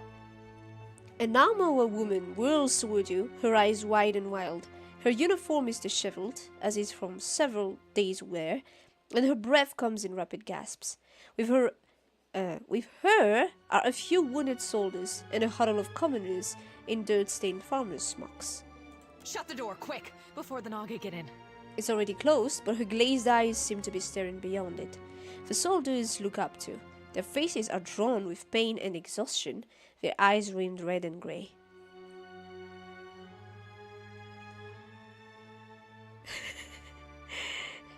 I've got them for fish bait if I try. That's right. Show those snakes they won't take us down so easy. Her hand starts to tremble at her side. There's something unusual about her brittle confidence, distant stare and shaking hand. You can read the signs. Whatever she saw here has rattled her to her core. Folks that saw Widewind on the field of battle, ones that lived, used to get rounded up looking like this. Some got reassigned, but most they sent home. She blinks at you as if seeing you for the first time. Wait, you're not the reinforcements. There are supposed to be reinforcements. A tide of panic is rising behind her eyes.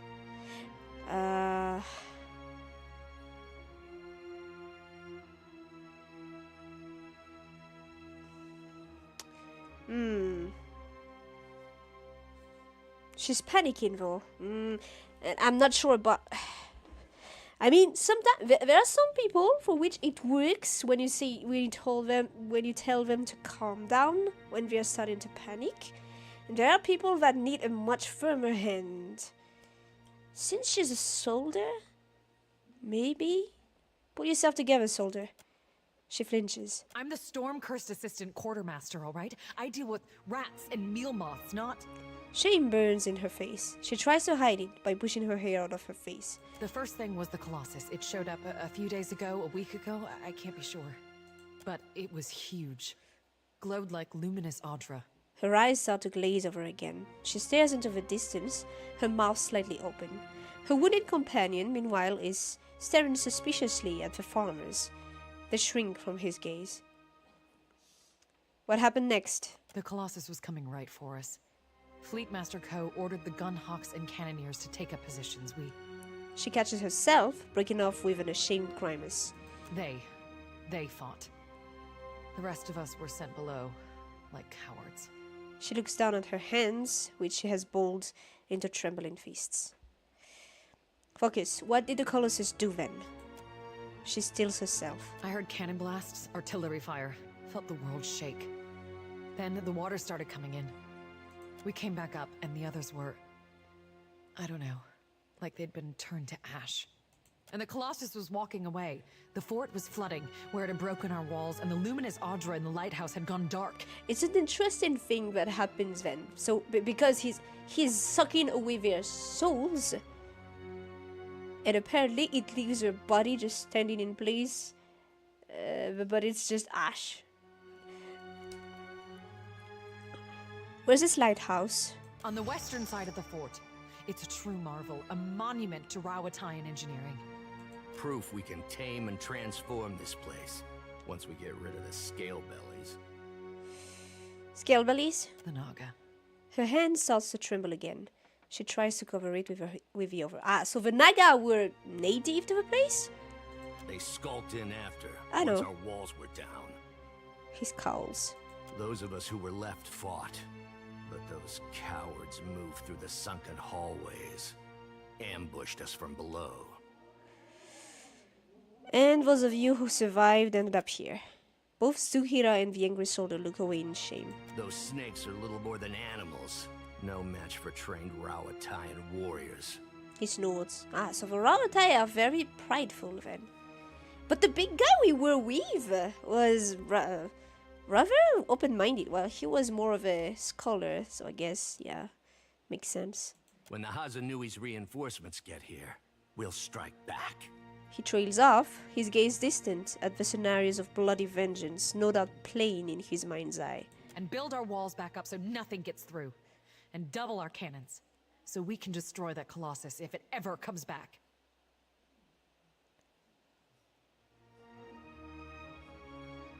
What do you have against these farmers? Dawn stars. He casts a wad of bloody flame onto the floor. Fleetmaster Co. hired them to tend the fields that supply the mainland, but they started acting strange, dreaming strange. One of them, Latharan, had a row with the Fleetmaster over it, left angry just before the Colossus showed up. Zuhir and the soldiers glare at the farmers, as if this explains everything. And? You think that's a coincidence? I think their praying called it here, getting back at us for the Godhammer. Even if not, they definitely know something. She practically spits at the farmers. Is there anything else? She stares at you with wide blank eyes. Farewell. Don't go back out there. You'll be safe here until reinforcements arrive. Her throat makes a dry clicking sound as she swallows. Just stay away from the water. Damn scale bellies are hiding down there. They'll ambush if you get close. Sometimes you can see them, if you look carefully. She stares off again, gazing at nothing. It does not make a difference to me. Everything is gonna get annihilated. Harsh lands for people. Consider it done. Can we talk to these people? It's just farmers. Rautaian soldiers. Can sleep and see visions of 1,000 candles going out. Elvis brings down and rebirth. He'd never harm anyone. Well, bad enough with the snakes outside. Now we're stuck with a bunch of angry soldiers.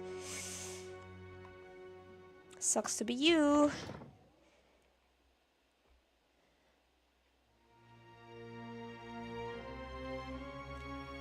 Alright. I should save. It's been a while. We shall save.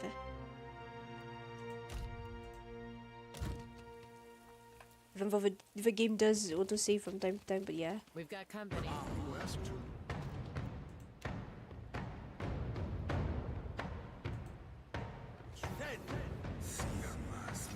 What are you doing?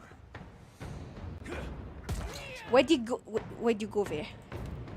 Why did you go there? Where? Eh? Who is that? Who went up here? Who is this? How did he? Oh wow! Ah, it's there. There. How did you? Seraphim. These right here. He flew up there. Very impressive.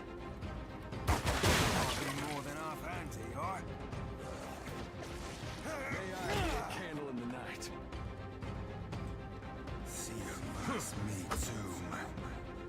He ran up the wall. He literally like. That was very impressive. That looked hella cool. I can't even talk anymore. Ah, Seraphim wants to talk. An eyebrow of the blue of the An eyebrow, the blue of the open sea, rises over an iris, the warm green of a shallow surf. That sounds like a fanfic a teenager would write. Come on. You be boring a hole in me with them eyes, Cap. I'd offer an oboe for your thoughts, but I prefer not to make deals I ain't got no intention to keep. I could say the same with you. You doing okay? I'd be fine, actually. Strange though it be. Let's show off. Well, he hasn't been too much of an ass with me. Has he? I don't remember. Well, he is. Il est taquin. He's jokey, but he hasn't been too much of an asshole with me. Has he? Well, he did keep stuff for himself. But he did kind of apologize. The bunch is okay. But we said I no longer want to be kind. Let's show off. No more kind Nova. You hear me? I'm done. Nothing comes of being kind. A heavy brass bombard is perched atop the wall, pointing out to sea. From here you have a commanding view of a flooded fortress. Yeah, turn the bomber toward the cluster of Naga. You try, but it's stuck. Looking down, you notice the gears attached to the rotating platform are rusted. Push the bomber into position. Come on. Failure! Adair pushes, but the bomber hardly moves. Aww. The bomber continues its lonely vigil. Check for ammunition. The bomber itself is not loaded and you don't see any ammunition for it nearby. Oh, god fucking damn it. Leave it alone, Van. It's useless. What's this? We appeared there. An entire section of a wall has been smashed, leaving a chasm of jagged rubble below. Broken planks and battlements jut from the opposite side of a break. Rope and grappling hook. Throw a grappling hook across the gap. Adair! Adair hurls the grappling hook at the broken wall. It catches securely on the parapet.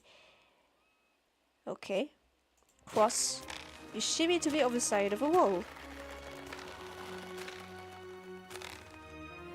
Okay.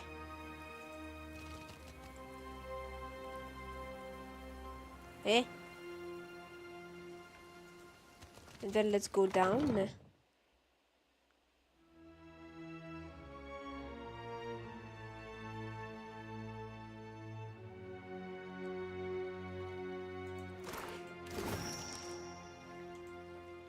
Addendum added. The stairs descend to a flooded hallway. The water is clear and the passage seems to continue for quite a ways. Swim then. We're gonna encounter Nagas, aren't we? As the passage begins to grow dim and the water cloudy, you reach an intersection where the walls are spiderwebbed with cracks. The hall continues to the left and to the right. The way on the left is dark. There's a faint glow to your right, but still dark shapes obstruct the passage. Orient yourself in the passage.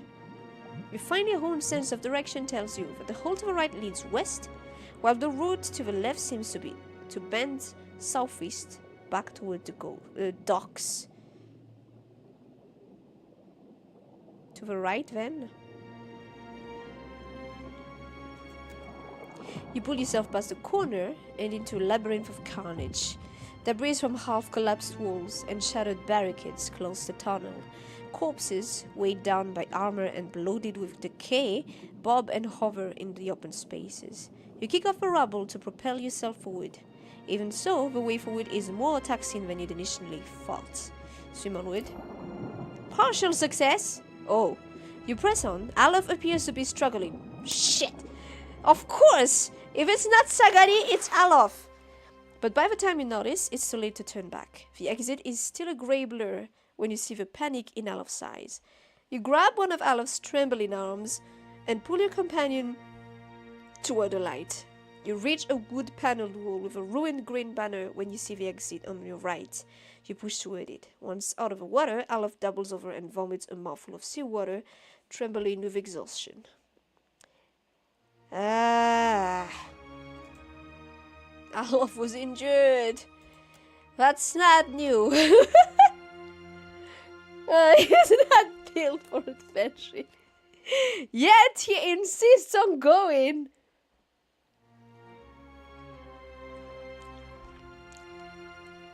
Alright.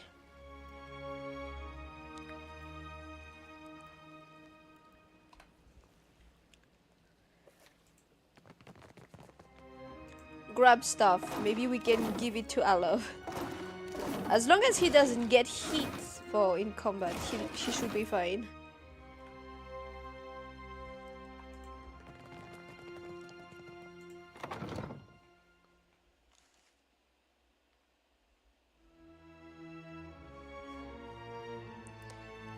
Ah, there's some Naga dancing.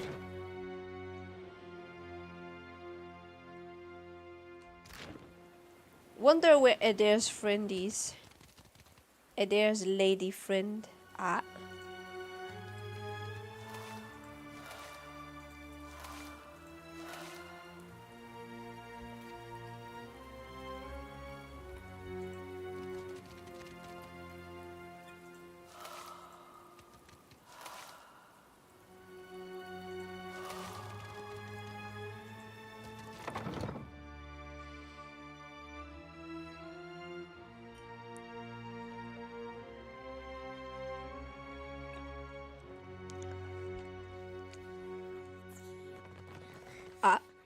A shuffler hides here. Taste his fear. Makes no difference. That's it! What made no difference? Now where were we?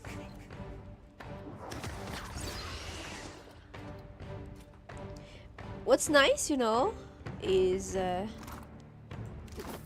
for facts. What is this? Hasongo Workshop Records.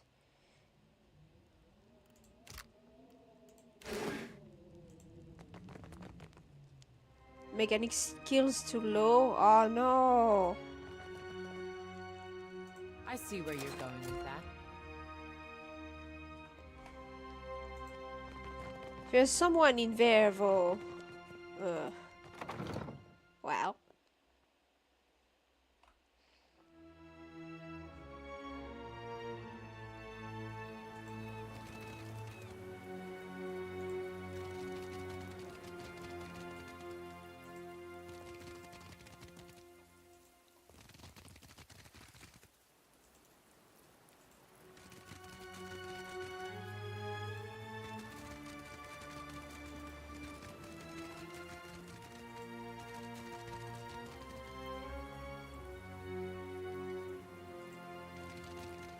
Scallywags ho, Cap. Absolutely. Coral Naga. That's me too, man. Oops. Boys, really? Well.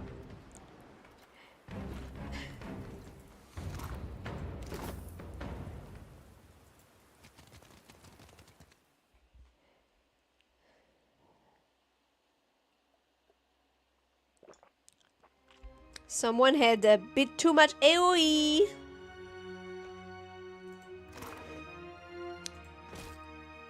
Letter from Latharn. Ah! This letter is written in a small, meticulous hand. Ko, you know I've never been one for superstition, but I'm telling you there's something to these dreams. Couldn't tell you what they mean, only that they wake me 3 times a night. All of us working on your farms, pious Eophasians to a man, are having them too. I've got no mind to tell you how to run your fort, but I've got to look after my brethren here. We left homes and families back in Red Cirrus, and now we're seeing strange things and laboring next to a duke's ransom in black powder. Or did you reckon a dumb hick like me wouldn't notice? So, Hasongo Fort expanded design. Standard fire DPS higher. For sure. If you hit your friends, that means you made more damage, yeah? Hi?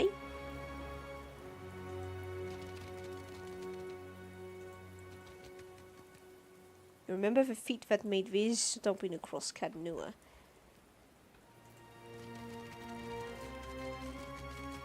He has very little feet though. Very small feet.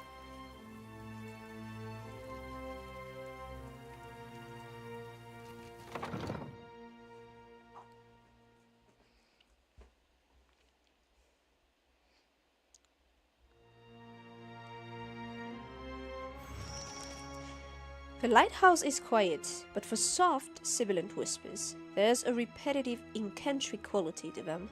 Yet as you cross the threshold, an old Naga with skin like cracked leather breaks off. He swivels to face you, bearing one broken fang.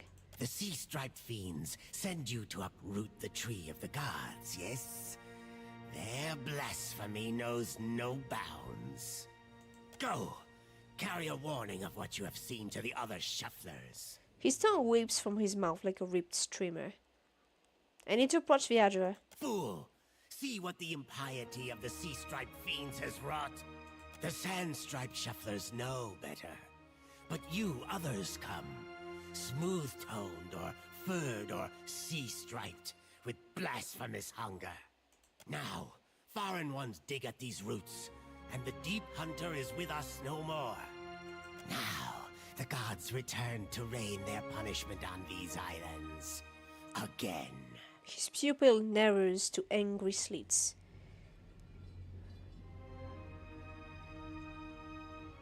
What's the Deep Hunter? The defender of the Isles, the guardian of tides. He makes a reverent gesture. Once, it lived among us. In all bright, quiet places where shufflers did not go. But then, more came from distant lands. First few, then many. Ah, of course. Now, our deep hunter is gone. Colonizers are evil.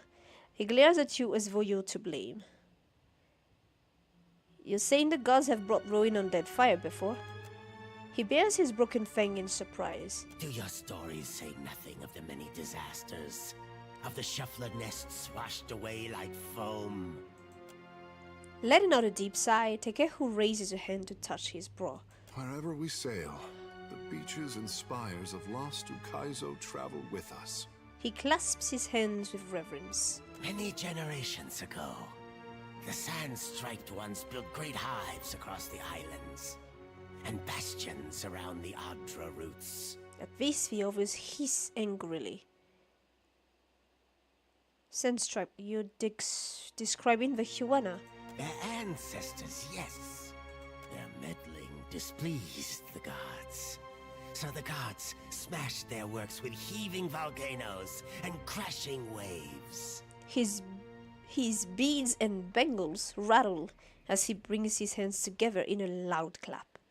So you think history is repeating itself? You shufflers are beasts of habit. You do not learn.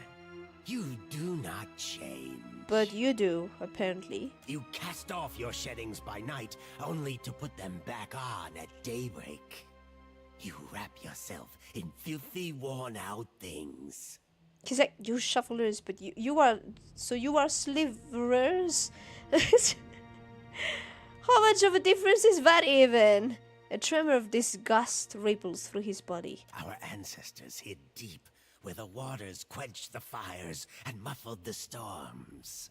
They remembered while shufflers scattered. Now, the shufflers build again. He thumps his tail on the floorboards. The gods see. They will tear them all down. Barrow sent me. I'm here doing the will of the gods, apparently. The shuffler's tongue is thick with blasphemy. Kill her now, Sukan. The other Naga draws into a tight coil, as if preparing to strike. His tail whips on the ground as he considers you. If your fat tongue speaks true, then give us proof. Look up. Brav, this would be a great time for one of your demonstrations. Nothing happens. The Naga continue to watch you, curious. What would you consider proof? I tell you, thick tongues lie. Forked tongues do not. What is he even talking about? If what you say is true, then surely you can speak with the dead. He cocks his head to appraise you with one eye. I will believe your words, only if I hear them from the tongue of my own people. What warning? What warning do you expect me to deliver? My own people. I mean...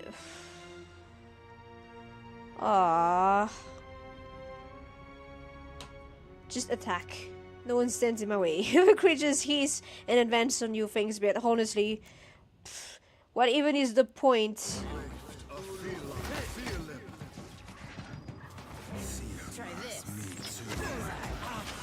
Everyone is just attacking whoever they want to attack, huh? That's not very helpful. What is not very helpful, Allah? There you go. I already talked and they did not want to listen, so As your whatever. hand touches the dim Adra, you feel the same cool, pricking sensation that you did when you touched the pillar near Port Mage. You concentrate on the pillar. The world around you swiftly falls away, leaving only the vast emptiness of the in-between. The Adra, an a multitude of golden threads undulating off into the distance. For a second time, you gather the threads in your mind and bind them together, forming a solid tether that ripples out toward its distant anchor. Again, a crack sounds from the terminus. Your consciousness is violently pulled along the cord. You are prepared for the sensation this time, but are still disoriented when you come to a sudden stop. You find yourself standing behind a familiar Titanic statue as it trudges through invisible waters. Standing at Aethys's shoulder, your soul is dwarfed by the massive god's form. Energy pulses along the tether, each wave feeding the Audra's movements. He stops. His head cranes behind him, again accompanied by the sound of stone shearing and buckling. His eyes rest upon you. He does not reach for the cord, but considers you for a long span of silence before speaking. Your first attempt to contact me was brave. This second attempt, is it born out of desperation or something else? Why do you continue to follow me, Watcher of Cadnua? You destroyed my castle and ate my soul, jackass! I want to prevent you from causing any more harm. What? Well, if it harms me, for sure. Baraf insists. Well, yeah, Baraf insists. Let's throw it on Baraf. Yes, they must want answers. But why do the biddings of the gods matter to you? Is it wrong to do something out of love? What? When a god asks me to do something, I don't question it. The Pallid Knight will claim my life as forfeit if I don't find out what you're doing. That is a cruel bargain. To be a god's pawn. It's great actually, Baraf even gave me special powers. Feels better than having a god demolish my castle and leave me for dead. Actually, yeah. Feels better than having a god demolish my castle and leave me for dead. I am sorry for what I did, but it was done for the hope of a better future. Is that supposed to make me feel better? I hoped only to explain, not to pacify you, not to pardon my actions. Can you be pacified? Or is revenge your goal? Unless revenge could undo the damage you've done, no. To take a full tally of the damage I have done, one would have to stretch their gaze hundreds of lifetimes before yours, Watcher. I cannot undo what I have done, but perhaps I can help make a better future for us all. Aethys becomes silent.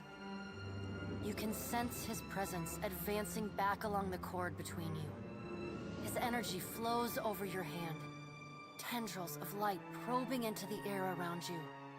They poke and prod at the silent lost souls hovering in your vicinity. You are in a unique position. In spite of the work of the Leaden Key and Hand Occult, you have seen through our facade. You know the gods' true nature. Without the benefit of your knowledge, few mortals would be willing to accept the true history of their gods. After all, we weren't. The last time I walked Aora, I made a mistake in not revealing my true purpose. I believe you would understand it better than most. Well, what are you waiting for? The gods want answers. And after we are finished here, I'm certain they will call for you at the hour of their choosing. Won't they, Watcher? Of course.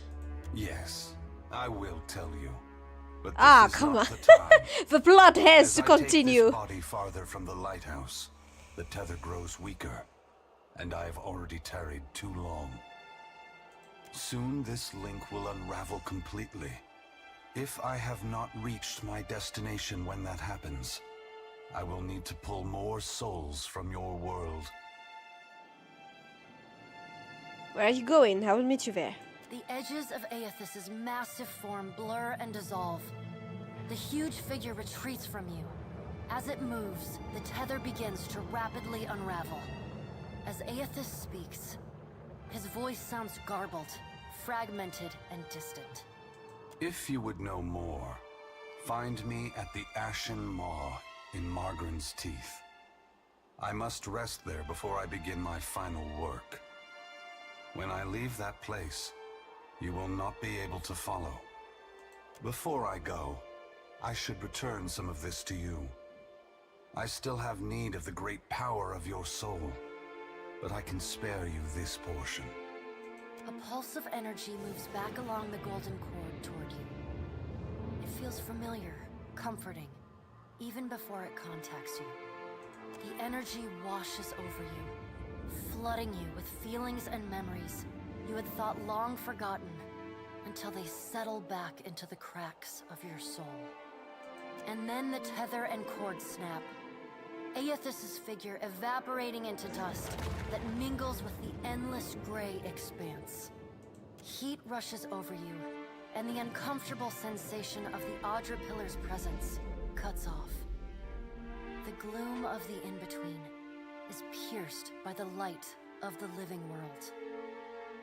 You are back in the lighthouse, no longer dim. The luminous Audra beside you is filled with warmth and light.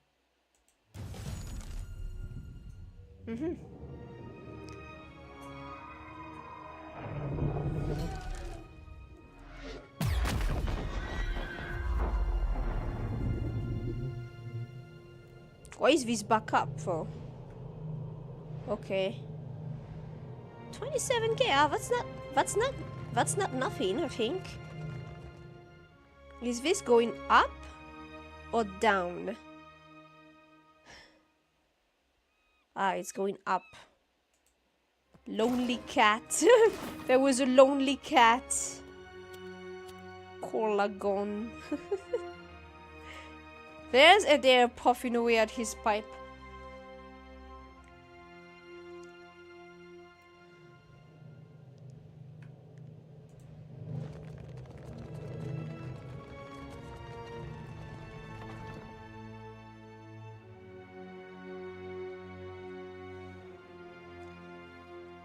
Alright. Ah. Where are the Nagas running? Behold, the migration of the Coral Naga. What was that? Why did they migrate? Why did they run away? Had another one of your talks there, didn't you? You gonna share details, or do we gotta guess? Kill the boss. Ah, true that. Or the boss will be too stubborn for their own good. I have known priests to go mad from too much incense, but speaking with a god has not left such a deep scar in you. Takehu cranes his neck to scrutinize you. I was rather hoping someone else would bring that up. Yeah, right, fair point, that. Captain? His ear twitches. Elvis is heading to a place called Margaren's Teeth. Oh, that be some right shit news, Cap. Margaren's Teeth be hot as the sun and twice the height. You steady on your feet, Cap. Don't need a swig or nothing. Shrug, I'll leave. Seraphim looks at you, concerned. Well, Margaren's Teeth sounds like the kind of place that should rather stick out. Shall we continue on? Stick out, huh?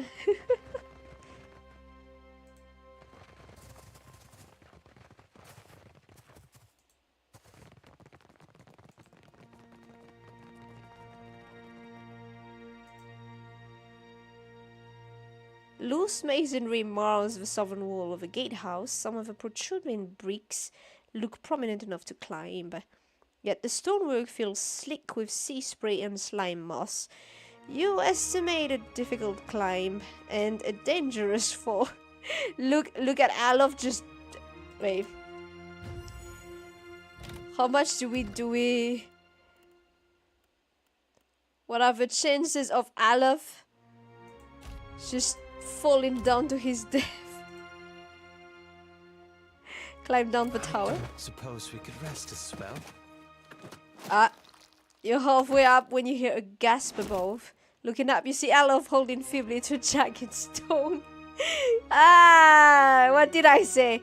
His feet dangling over open air. As you watch, his hands slip from the stone and he falls past you to land at the base of a tower with a pained yelp.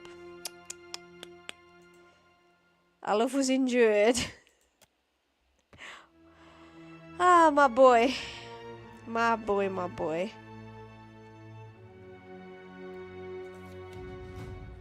Alright, more athletics for you. Maybe we should have started with that. Fiercely determined to deflect all incoming blows. Yeah, sure. What are we gonna give you? A flail.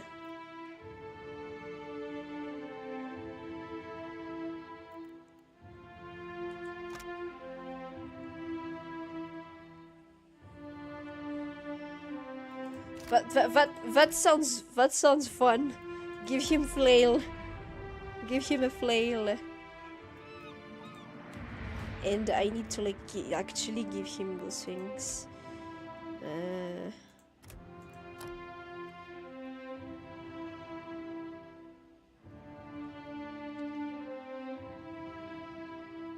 Immunity to engagement.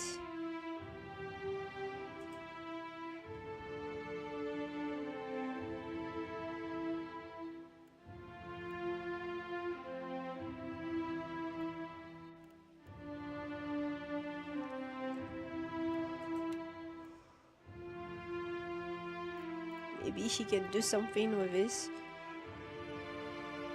Violence and enemies' memories to bring vivid recollections of past failures to the surface. That sounds great.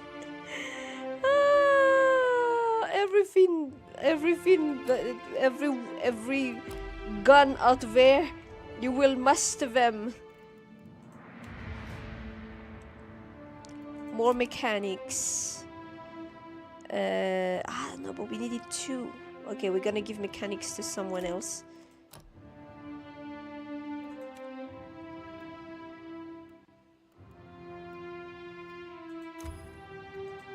I didn't even read. I didn't even read. Maybe we can grab a pistol rapid shot.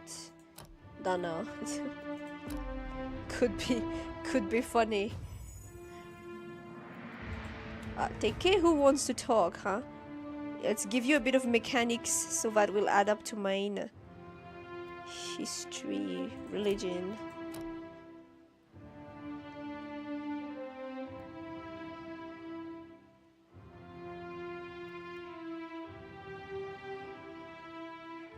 Causes a nearby downed enemy to explode! Expelling tiny wet grubs and crushing nearby enemies. Oh, that sounds so nice. Do that! Quick! I don't know, a scepter maybe.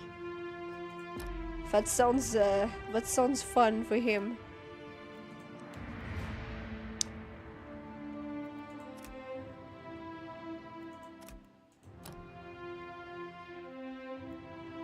Fireball! Extremely loud. Where do I see if it is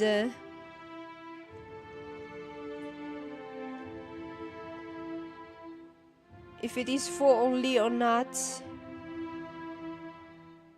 It doesn't say that it is 4 only. He's gonna kill his friends too, isn't he?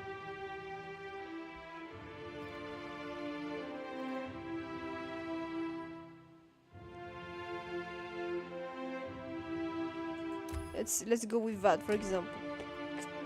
I don't even know, man. You grab everything that kind of looks like a wand. That sounds accurate.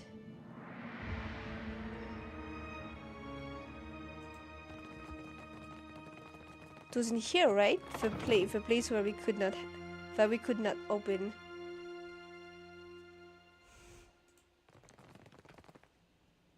This calls for a subtle touch. Yeah, sure. There. What did I tell you? Who the fuck is that? I got this. But first, I'm grabbing everything here. Some ammo. Everyone get in here first. An older man hunches over a work table, scribbling furiously by the light of a flickering lantern. His hair is an oily, matted mess, and his cheeks are streaked with black. He looks up as you enter, shielding his eyes from the torchlight behind you. Slave sphincter, those snakes were noisy. I don't suppose you brought any extra parchment with you? Okay, Jude has his priorities straight. He brushes a lock of greasy hair behind his ear. As he does, his ink-stained fingers leave another mark on his cheek.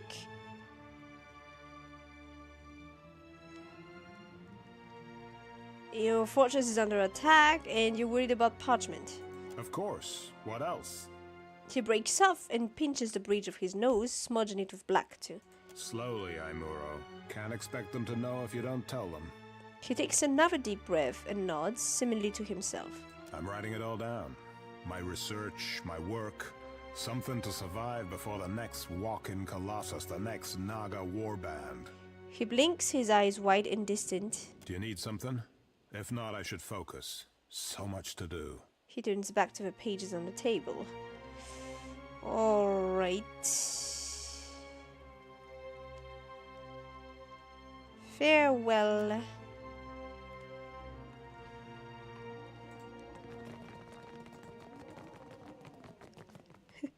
Are we still wondering about bombarding the Nagas? But we fled though, didn't we?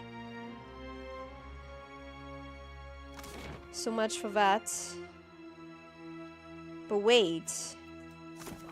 Where is Eder's friend?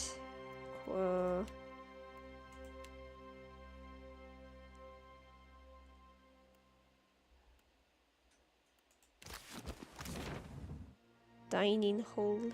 Fleetmaster's office. Lighthouse. Storage tower. Cannon rampart. Kitchen. Dining hall. Was there something we missed here?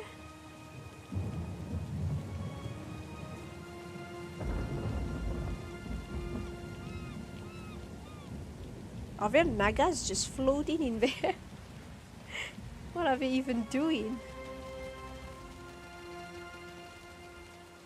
I didn't miss anything? Oh. But like...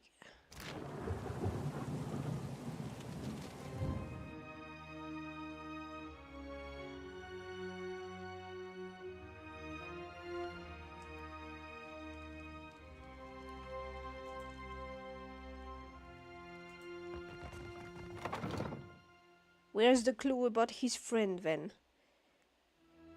His friend?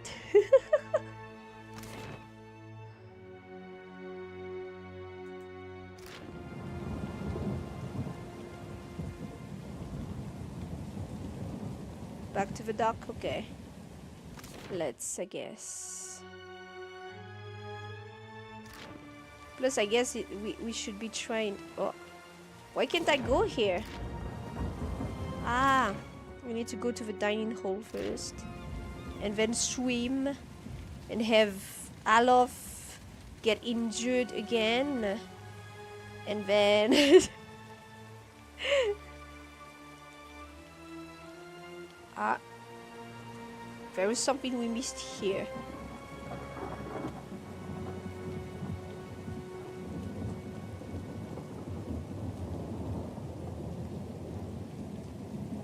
Did you guys really go?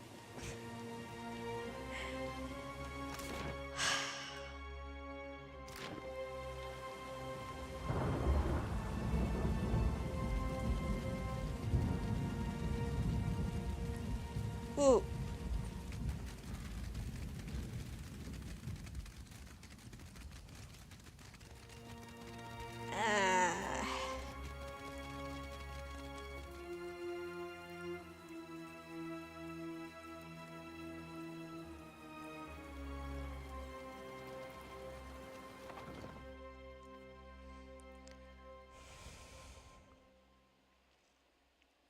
Oh.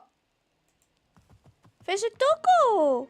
The dog watches as you approach, his ears forward and head cocked. Hey, I'm sure I didn't see a dog before. Uh-oh. We got a ferocious beast watching us. And he looks like he's got a very itchy belly. Beckon the dog to come with you. He takes a few tentative steps forward and sniffs your hand. He lowers his head under your fingers and looks up at you expectantly. Scratch behind his ears. There's always time to play with doggos. Especially in a game where my allergies will not throw hell on my body. He closes his eyes and raises his head, helping you find just the right spot. After several seconds of peace, he stands and shakes himself off, ready to follow. Did I just... Oh, I got another doggo! Oh. But... So I can have a dragon as a pet.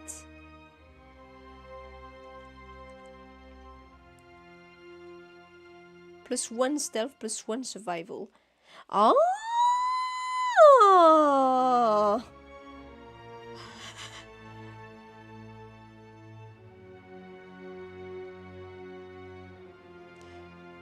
Oh, so it's like that. Yeah, no, but I mean, I like this one best so far. Why can't I give a pet to my companions, though? Doesn't make any sense. Why shouldn't my companions get a pet too? Now there's 1, 2, 3, 4, 5, 6, 7 of us. Ah, Takehu, what do you want? You gotta be a bitch again. Was too busy kicking over islands to blunt his teeth with mortals. Takehu scrutinizes you with an unreadable expression. What say? You must take something from all this idle chatter with the gods.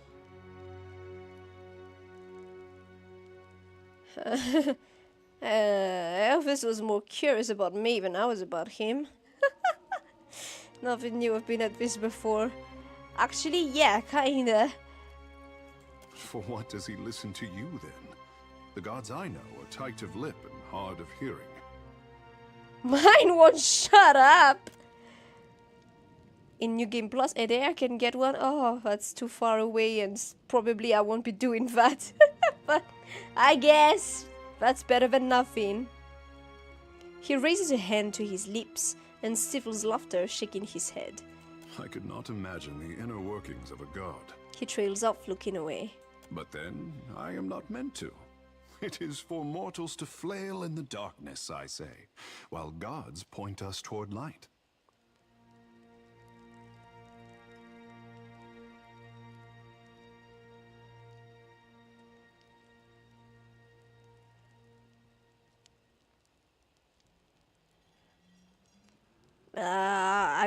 Where's the IC answer when you need one?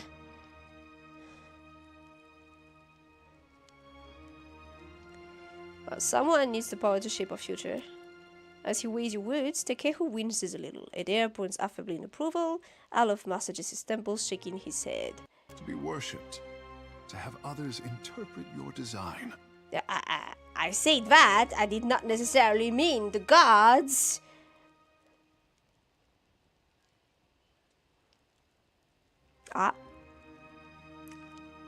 Looks like my model is kind of lagging. Whatever. Such a burden. And mortals demand it so. For what should a god worry about such cares, when theirs is the hand on the tiller? Takehu spreads his palms and frowns. Are we still talking about Aothas? No, enough of this. At least Aothas has you to keep him in check. What happens when we catch up to him is something for future Takehu to worry about. He smiles only. Yeah, that's the first wise thing you said, I think. The world around you darkens, and once again you feel an insistent tug for your attention. The pull centering from Takehu's soul. Oh my god. Repress? The world reasserts itself all around you. Takehu wears an uncertain smile, tipping his head inquisitively. Let's be off. Let's be off. I got this. I felt like I didn't see that doggo before. Whatever.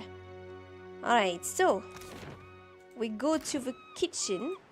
No, the dining room.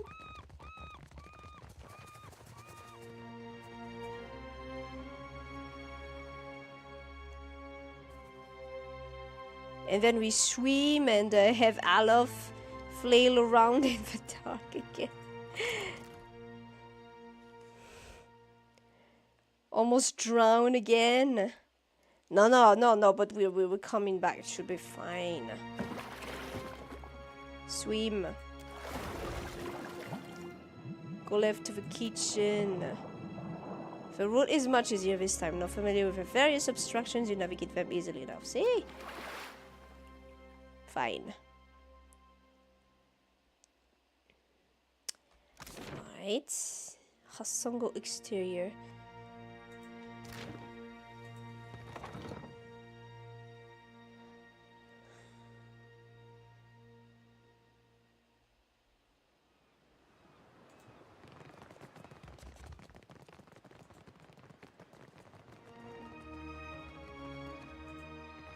We had to go that way anyway.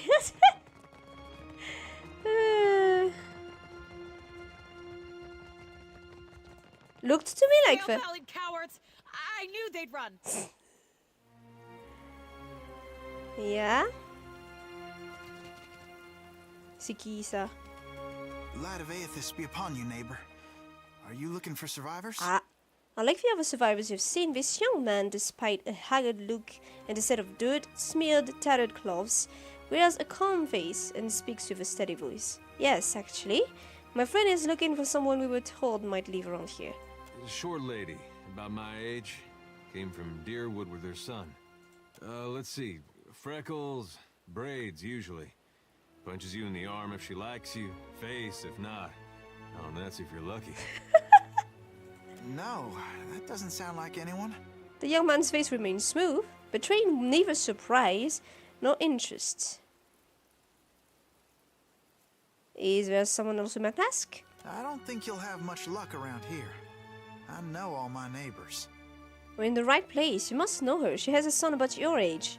You gotta be her son. Got her nose and her freckles. You don't have to lie to me, kid. I'm a friend of your mother's. She hiding from someone? Maybe an ex-lover who gave her the best night of her life?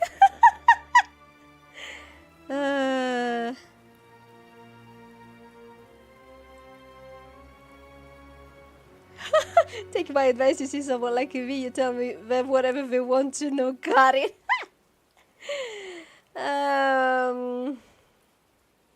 You're protecting her, we understand. I guess. Let's be a bit nice. No, I misspoke. Forget it. Just tell me something. Your father, you know him? I'm sorry, who are you? Relax, it is a good man. Likes animals. True. Lions, bats, and Orleans, to name a few. Bear nods without a hint of humor or personality. Scully serpent taps his foot. Oi. Yes, I knew my father when I was very young. He was a man of strong faith. Have to be. You get a lava mad, you need a god on your side for protection. He was lost to us during the purges, which was how we came to flee here. So you met him? Bear nods slowly. Well, that's great. You had a dad. I can't say if he's happy or disappointed.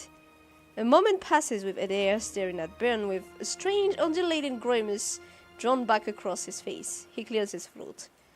Where's your mother now? Got a lot of catching up to do. My mother is with Aethys.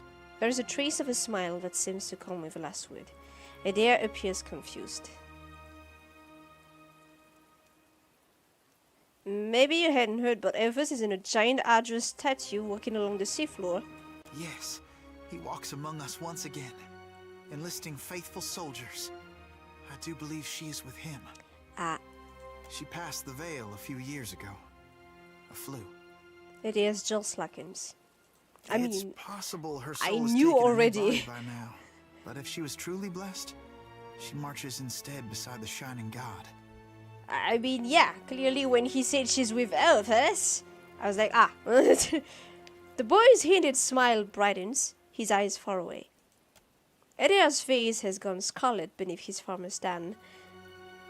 His nostrils pulsate with each heavy breath. You lied to us.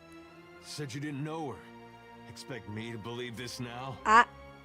He takes a short step toward Baron, who takes 2 backwards.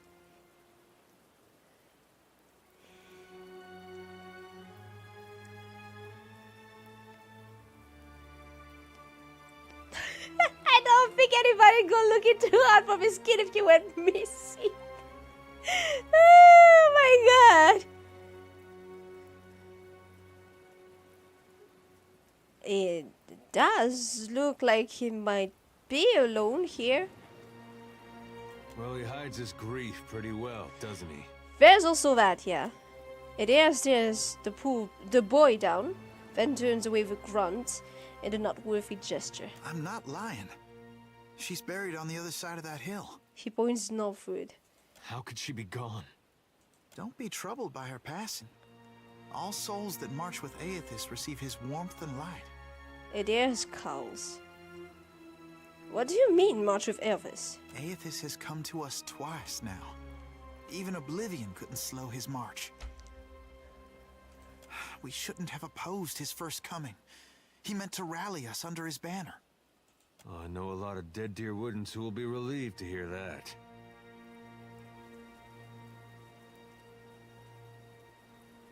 We were victims of a quarrel of gods. And seeing what we've seen, it's hard to believe they got our best interests at heart. Aethys forced everyone to declare themselves as ally or enemy. Nothing more. Nothing more, huh? Now he marches again, and we have a chance to correct our mistake. Well, that's charitable. I would like to have joined him when he passed this way, but I was weak. It won't happen again. You seem confident in a god who's causing a lot of destruction. You can't build on broken foundations. Real change needs destruction. I guess to a certain degree. I trust my God knows better than I do. He knows truths I'll never learn. You got that right. I was once lost. I struggled as you do now. But the partisans of the lighted path have restored my faith in Aethys. I don't like this. It's using words that I am very familiar with, but twisting them. I don't like this. At this, Edea looks up at Bairn. What greater honor than to march in his vanguard? Who are the partisans of Lighted Path? We began as children of the Dawnstars, separated from each other as we questioned our purpose. But then Aethys granted a vision to Gadarian Bosch. Bosch saw an illuminated path lighten the way through a black abyss. The words fall from his mouth bulky and awkward, as though someone else had stuffed them there. And he saw Aethys marching on the path, and Aethys bade him to march alongside. And the Shining God told Gadarian Bosch to gather an army of the god's truest followers, and to prepare to lead it into battle. You'd think after getting blown up, he'd slow down on the battling. Hey there, did you get what you needed here? Edea takes a deep breath. He looks around, then at Bairn. He nods, tight-lipped. We can go. We'll be going. Hey, kid. What was your name again? Bairn. Right. This lighted path fellow, Bosch. Sounds interesting. There's some way I can meet him? He's usually on the move, rallying followers. But the partisans of the lighted path often gather in the temple of Aethys in Nekataka. I am soon to go there myself, in fact. There's an adherent there, Ogna, who initiates new partisans. No doubt she'd be pleased to help you. Aethys needs able soldiers, even in their elder years. Oh my god. Edea spits. You should consider what Ogna has to say. It might speak to you. I don't like this. I don't like this. Whoever wrote this probably wrote the same thing as that hogwash in the towards the end of the last game. Farewell.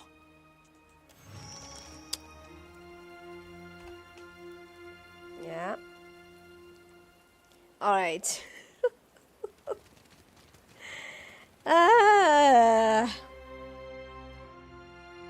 Okay. I think we're gonna stop here for today. That is, ooh! What are all these? Looks like something is gonna happen. But that will be for next time. That will be for next time. I think that is enough emotions for today. Everyone was very satisfied with the outcome of their quest. We retrieved a part of our soul, I guess. But yeah, Adair is very happy. Seraphine is very happy.